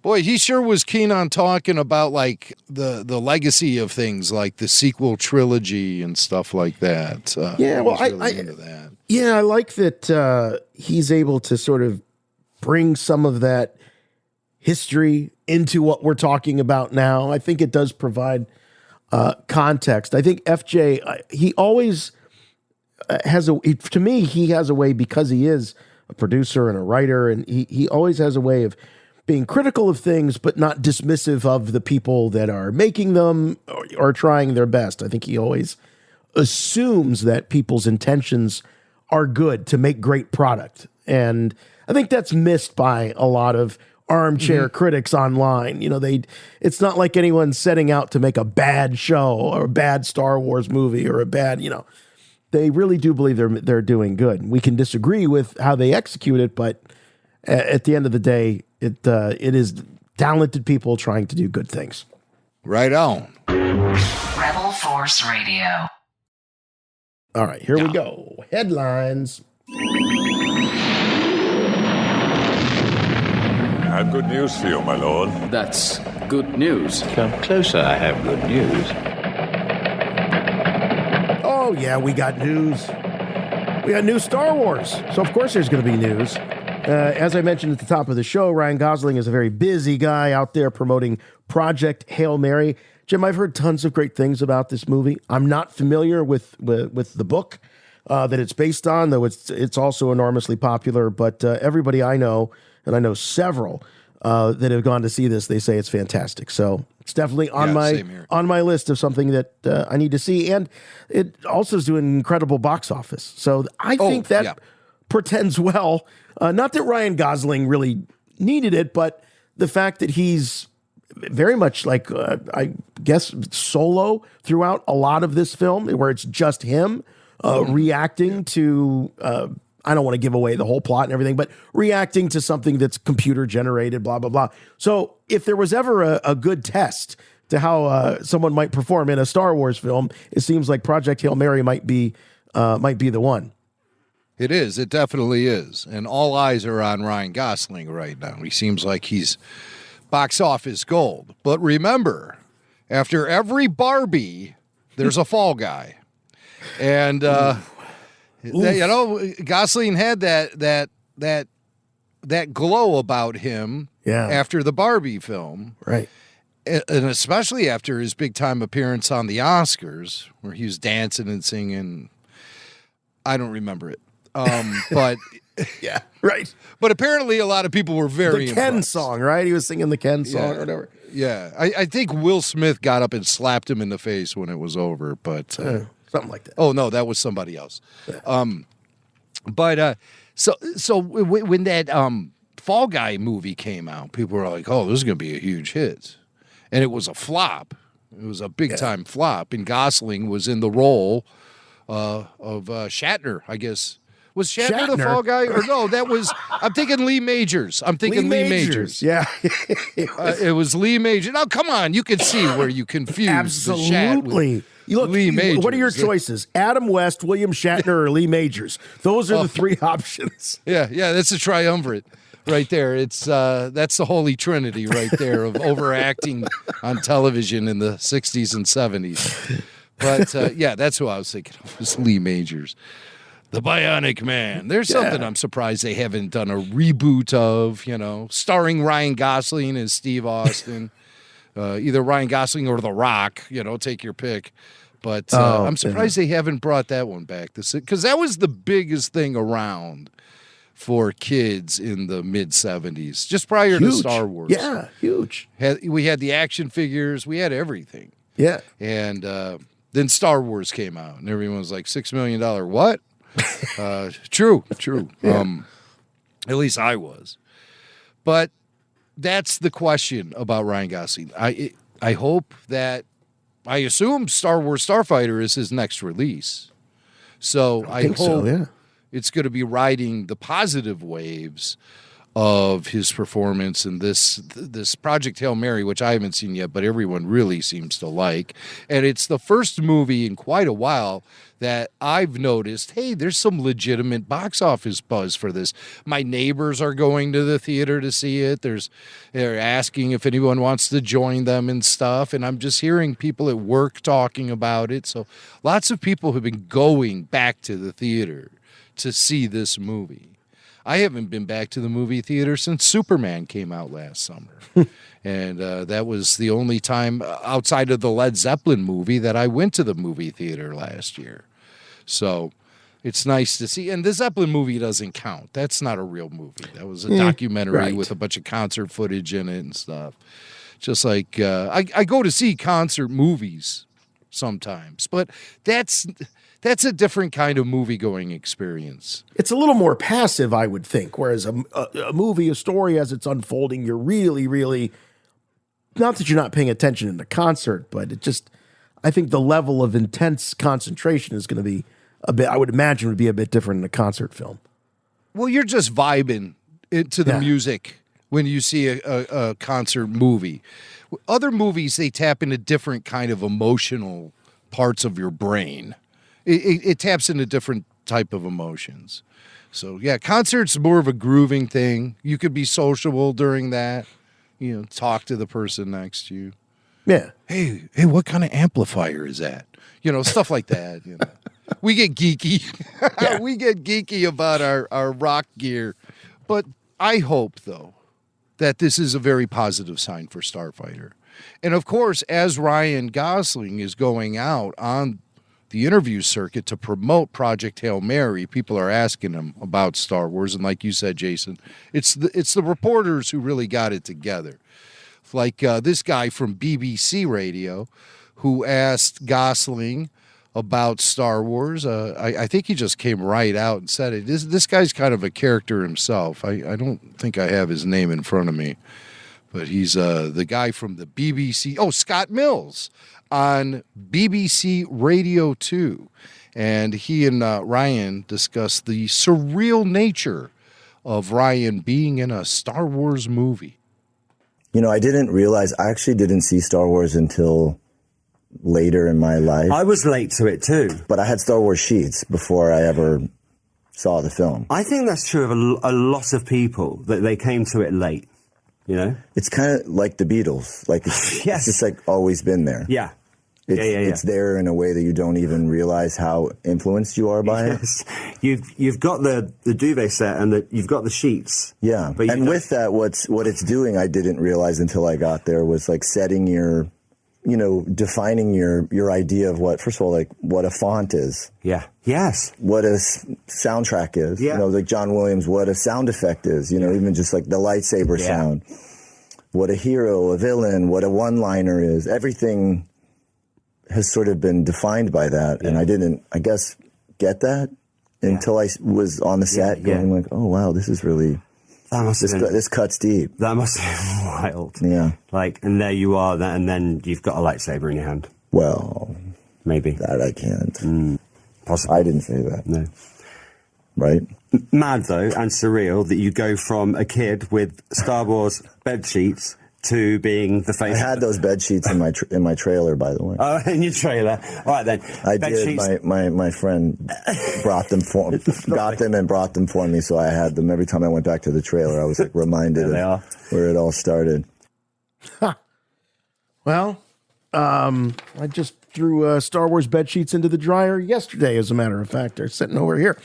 They're not mine. They're my son's, but so...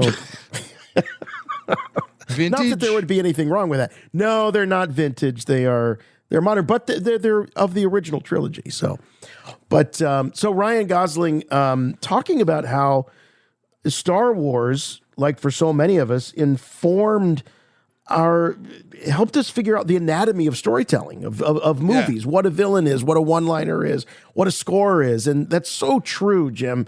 If nothing else, and it did so much, it exposed audiences to how the sausage is made in the best possible way. Yeah. I mean, I never even really considered what a film director was or did until Star Wars came out, and I kept hearing the name George Lucas. I'm like, oh, he's the guy who came up with Star Wars. So it made me more interested in filmmaking and looking behind the scenes. The one thing, though, that Gosling says is, what a font is. Font, like when you're typing on the computer keyboard. Yeah. It's Arial or what's the one, like a New York Times? Or Times New Roman or Times New Roman. I call it New York Times. Whatever. But you know what I mean. Yeah. Robotic or Roboto, I think it's Courier New, Comic Sans. Yeah, so I never knew what a font was either until Star Wars. I mean, I never even knew what a font was. I got my first computer. It was a Gateway 2000 back in 1994. Oh yeah, and the cow box. It said you could download the Star Wars font, and I said, "Oh, I want that. What's a font?" And I was like, "Oh, it's the Star Wars lettering. Hells yeah, I want that." So I downloaded it, and I didn't know what to do with it once I got it. It was just like the letters on it almost looked like a Word document or something. And I was like, well, what am I supposed to do with this? So I didn't understand how you change the font. So I eventually figured it out. Okay, all right. After about 15 years. But yeah. Well, remember, Aurebesh was a font, and that's how you could sort of decode what it meant, because then you could highlight it and then change it to like Arial, and then that's what it means. Oh man, that's really nerdy. I've never done that. But I want to punch you in the arm for even suggesting that. It's so nerdy.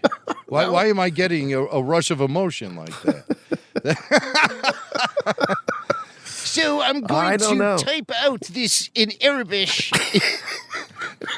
I'm going to do it. I'm going to start sending you all of our show notes in Arabic. Arabic, yeah. Because And then you demanded you it. just highlight You them and then demanded it. turn it to Ariel, and you know what it's being said. Now, the lightsaber comment at the end of that clip, I don't think that Scott Mills knows something that we don't, but Gosling's reaction to it, makes me wonder if that is actually going to be the case, where he will wield a lightsaber because he's, you didn't hear that from me. I can't confirm or deny, but you didn't hear that from me. I think we're going to see him with a lightsaber. Well, I've been thinking about this a little bit, and I think there will be lightsabers in this film. But I predict it'll be Amy Allen who will be swinging a blade around. And she will be dueling with Mia Goth. And Mia Goth, what's her deal? She's a Darksider. Is she a Sith? These are the things you'll be asking yourself. It'll happen early in the movie, and Amy Allen will fall to Mia Goth's lightsaber, thus making Flynn Gray an orphan. Those are my predictions for the film. And I know nothing about this film. It's just like I've just looked at the cast and I put together this whole scenario. So that's how I predict there will be lightsabers in this film. But will Ryan Gosling use one? Probably not. He's a pilot. He's going to be a pilot. Well, I mean, Finn got his moment with a lightsaber. In The Force Awakens. Yeah. Han got his moment with a lightsaber. Well, yeah. Filleting the tauntaun. I mean, that's so befitting of Harrison Ford, too, isn't it? Yeah, it is. Filleting the tauntaun. Quick brief tangent. I want to follow up on the ashtray situation from last week. Yes. Courtesy of the Idiots in Bars podcast. Some of our guys who really look at the films very closely, it's the guys who are tipping us off to a lot of the stuff going on with the 4K restoration of Star Wars 77. Well, it just amazes me, the knowledge that these guys have. Well, they recognize the ashtray. And they've been able to match it to a bowl at the Lars homestead. A bowl that they were serving couscous in.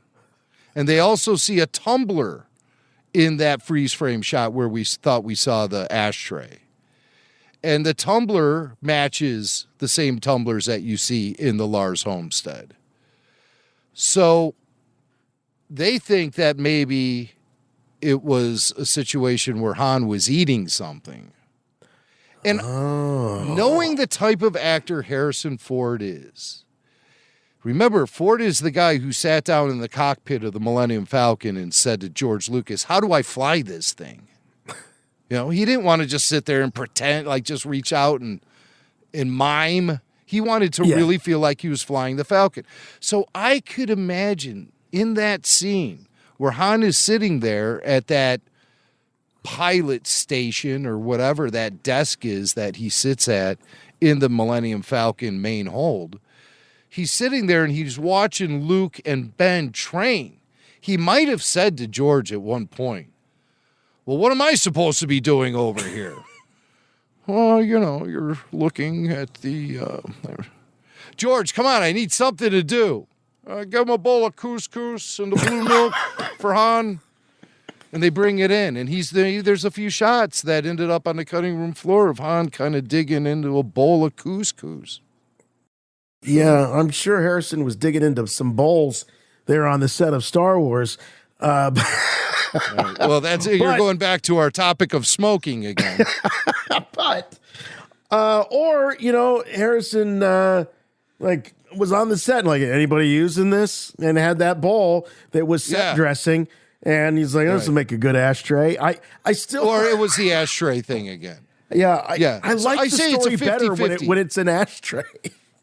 Well, what am I supposed to be doing over here, George? I'm just sitting here. But the fact that there's a tumbler does kind of lend me to think that it could have been, something food related. And like I said, ashtrays would always have those little cutouts for you to place your cigarette there, and that bowl doesn't have those cutouts. No, right. It doesn't. So could be an ashtray, though. Could be. Leave it open to anybody's interpretation. Right. But Ryan Gosling, he's not smoking cigarettes, nor is he eating couscous when he sits down to talk to Travis and Jason Kelsey on the New Heights show, podcast, YouTube show, whatever you want to call it. So Ryan's really making the rounds, sitting down with the Kelsey brothers and talking the wars. So it does come up. You'll hear Travis Kelsey first bring up the topic. And Ryan seems to surprise both the brothers that, he's actually been cast and he's actually shot an entire Star Wars film at this point. The Kelsey brothers, they've been hitting the head a lot, though, so you don't know what they're thinking. I think they're just kind of playing dumb. Okay. I think they were fully aware. It's an interview thing that people do. They know the answer to the question when they ask it, just because they can predict what you're going to say, and then maybe they'll want to build off of it or whatever. But that's an old trick, Just because they're asking a question doesn't mean they don't already know the answer. So I say that Travis Kelsey already knew the answer to this question, and he's feigning surprise. All right. Can't wait to see this. Yes. What's the next, big guy? Are we sticking in the sci-fi? Are we like Star Wars movies next? How do we get right? Is there a sequel to this? Are we already thinking how we're gonna do this? I'm hoping Andy has an idea, because I would love that. But I just finished a Star Wars film, which will come out next year. Awesome. What? Really? Okay. Oh, shit. Hell yeah. Are you able to give us any information on that? Like, It's not part of the timeline of the other Star Wars films. It takes place in its own timeline, and it's all original characters, and it's directed by Sean Levy, who did Deadpool, Wolverine most recently, but he also, the Stranger Things, and just so many things. A Night at the Museums. He's such a perfect director for this. He just completely got the tone. And it was crazy. It was crazy to be working on a Star Wars film. That's so awesome. Are you guys Star Wars fans? I love it. I mean, I wouldn't say like we're as plugged into like the very minor minutia, but yeah. Didn't even know a new movie was coming. Yeah, same. It's like I didn't see it until I was older, but I had Star Wars sheets.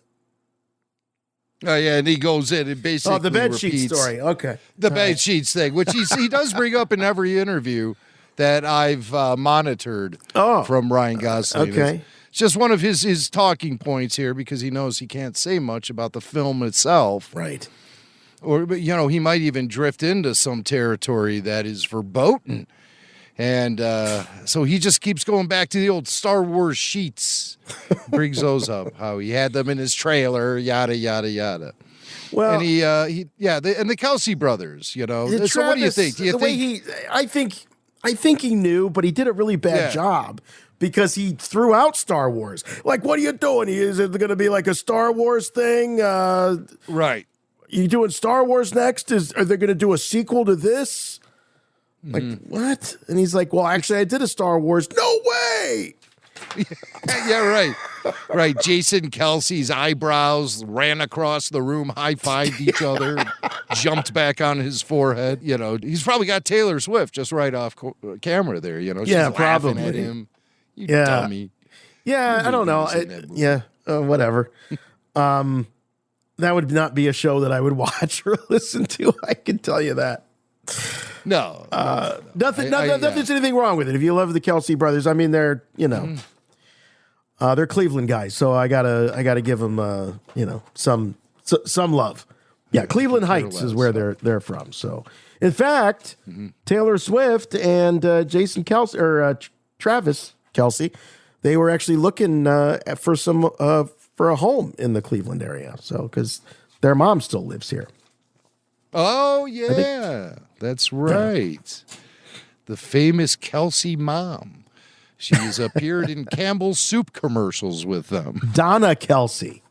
Yes. So that's the Kelsey brothers talking Star Wars with Ryan. And Ryan says a lot of nice things about Sean Levy. The thing that stands out to me is he says that Sean really does a great job of capturing the tone, the right tone. Yeah. And we know that's sort of a wet bar of soap for some Star Wars filmmakers. The concept of the tone seems to be rather elusive for many, and there are a few who can capture it. And Sean Levy, from what Ryan Gosling is saying, he's going to set us up with something that feels quality as far as tone goes. So sign me up for the tone. Now, lastly but not leastly, Ryan appeared on Happy, Sad, Confused with Josh Horowitz, and after he finished talking about his bed sheets, they got into the day Tom Cruise visited the set of Star Wars Starfighter. What's the day like when Tom Cruise directs you on a Star Wars film? I wasn't there. It's the one day I'm not there. I'm sorry. I worked on that movie the whole time. I get one day off. TC comes in. And I'm like, and Sean sends me a picture of him and Tom Cruise and Flynn. Your young star, yep. They're like in the mud. And I was like, what? And they were like, yeah, Tom Cruise flew his helicopter onto set. That's how he does it. They were just shooting, and they heard a helicopter, and they had to cut, and it was Tom Cruise. He lands in the middle of set. He takes a camera, and he just starts shooting the action scene. None of that seems odd to me. That feels right on brand. There's like a shot of him in the mud with Flynn, shooting Flynn, and this is Flynn's first. Anyway, I mean, it's not his first film, but it's like one of his first films. It was an incredible moment, and I don't know why he waited for the one day I wasn't there. I'm gonna hope that was an accident. So there was an AI photo of this moment, Jim. We covered it, and but there's been no actual photo released. But apparently, one exists because Sean Levy sent it to Ryan Gosling. So this moment did happen where Tom Cruise just showed up, helicoptered onto the set. We'll have to wait for the physical release. We'll have the making of, featurette on it. Yeah. And then they'll have that shot. I like that he called it TC. Yeah, maybe TC something will up. emerge. It's TC. Yeah. The only TC I know is TC Carson, who voiced Mace Windu in Star Wars: The Clone Wars. So that's the only TC. That's the only TC. I saw Return of the Jedi once with TC. He sat right next to him the whole time. It was quite a crew at this screening. It was myself, TC, Steven Stanton, and the Dutch Mafia. They weren't Dutch, but their leader, their Don, was named Dutch and still is. Got to be careful about that Amish Mafia. But that's what we used to call them, That's what we used to call them. Also with us was Topher Grace. Kyle was there. Logan. Oh, wow. God, Daniel this really Logan, was who disappeared for like half the movie. Oh, yeah. It was like at 10 a.m. in the morning, too. And TC Carson, voice of Mace Windu in Star Wars: The Clone Wars, he didn't eat breakfast that morning. And the concession stand wasn't open at the theater we were at. But you could still smell popcorn. Oh. And man, that smell of popcorn was driving TC up the wall. Was he hangry? I mean, did we have a hangry TC? He was hangry. He was hangry and verbalizing his hanger throughout most of Return of the Jedi. Whitwer was there. He was sitting right in front of me. Who else was there? Gosh, it was quite a crew. Oh, Fallout Boy. They were there. Oh. Yeah. I mean, it was like, damn, man, what a hang. What a hang. Really. And that was a good time. So it was a special charity event where there were like 3 screenings of Return of the Jedi, celebrating one of the Return of the Jedi anniversaries. Yeah. So I think this is probably back in 2013. Kyle did like an intro video for that, wasn't it? Like with Seth Green and Topher, and they were all sort of talking about what what Jedi meant to them. I think who else was Kevin Smith was in that video. I thought that was a Kyle Newman joint. It was a Return to Return of the Jedi. Yeah, exactly. It was a documentary. Yeah, I got to hang with them for the audio mix. Yeah, and we were mixing the audio for it the night before. Now that I remember it. That sounds like a Kyle project. We were. Yeah. But I don't think it was finished in time for that particular screening. But it was something that launched on StarWars.com like a few weeks later. For one of the anniversaries. I think I even got a thank you credit. in that bad boy. Wow. Yeah, I got to look at that. Yeah, that was a good one. Cool. But TC, man, I'll tell you what, if he could have eaten his shoe, he would have eaten it. He was so hungry. And not Tom Cruise again. We're talking about T.C. Carson, the voice actor from T.C. Carson, voice of Mace Windu, Star Wars, Clone Wars, and a damn fine Mace Windu voice. That man, great Mace Windu voice. Damn fine. But not the TC that Ryan Gosling missed out on meeting on the set of Star Wars Starfighter. That was the one and only Tom. I mean, you really are a movie star when a guy like Ryan Gosling is on talk shows saying, I can't believe I missed my opportunity to meet this guy. And you're Tom Cruise, and you reach that certain level.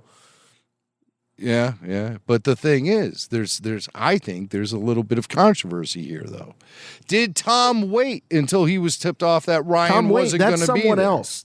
We're talking about Tom Cruise. No. Did Tom Cruise wait? Not Tom Waits.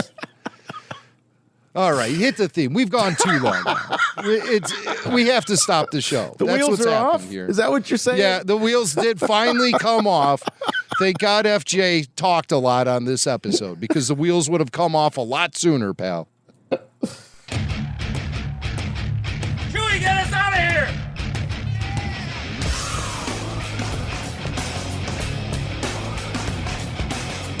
All right, that's wrapping things up here this week for Rebel Force Radio. We will be back next week. Are we doing the double feature next week, Jim?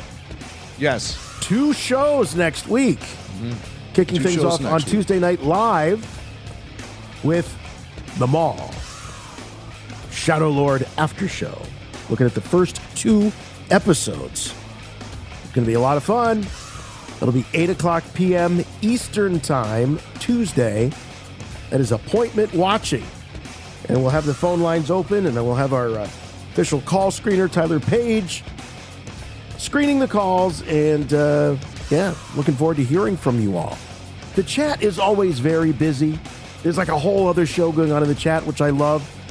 But if you really want to get your point across, the best way to do is just pick up the phone and call us and get on the air. That's what it's all about. That's why we do these things. So please check it out. It's also released, obviously, as a podcast after the fact. But if you can join us live, it's so much fun. So please try to do that. That starts on Tuesday, and then we'll have the regular Rebel Force Radio flagship show later in the week, per usual. If you still need more Rebel Force Radio in your life, the best way to do that is to check us out over on Patreon. We didn't get a Patreon update this week, Jim, but I know that there's always something new going on.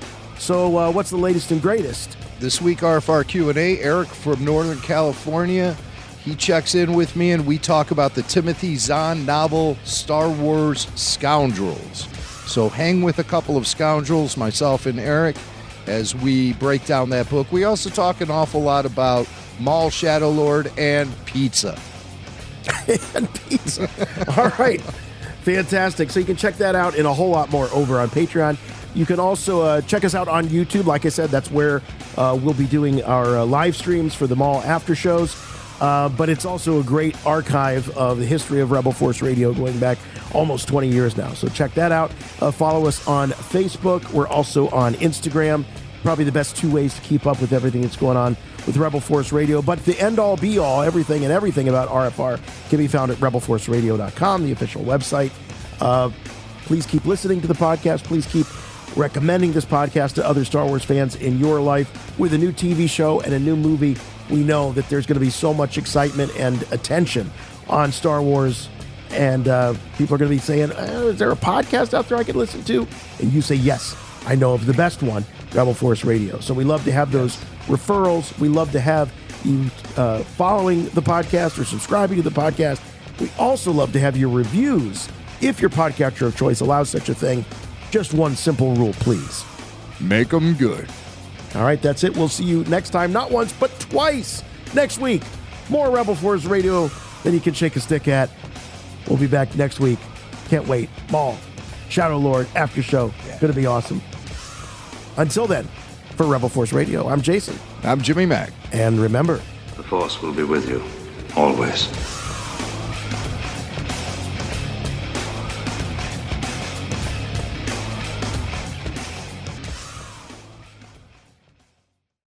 I had Star Wars sheets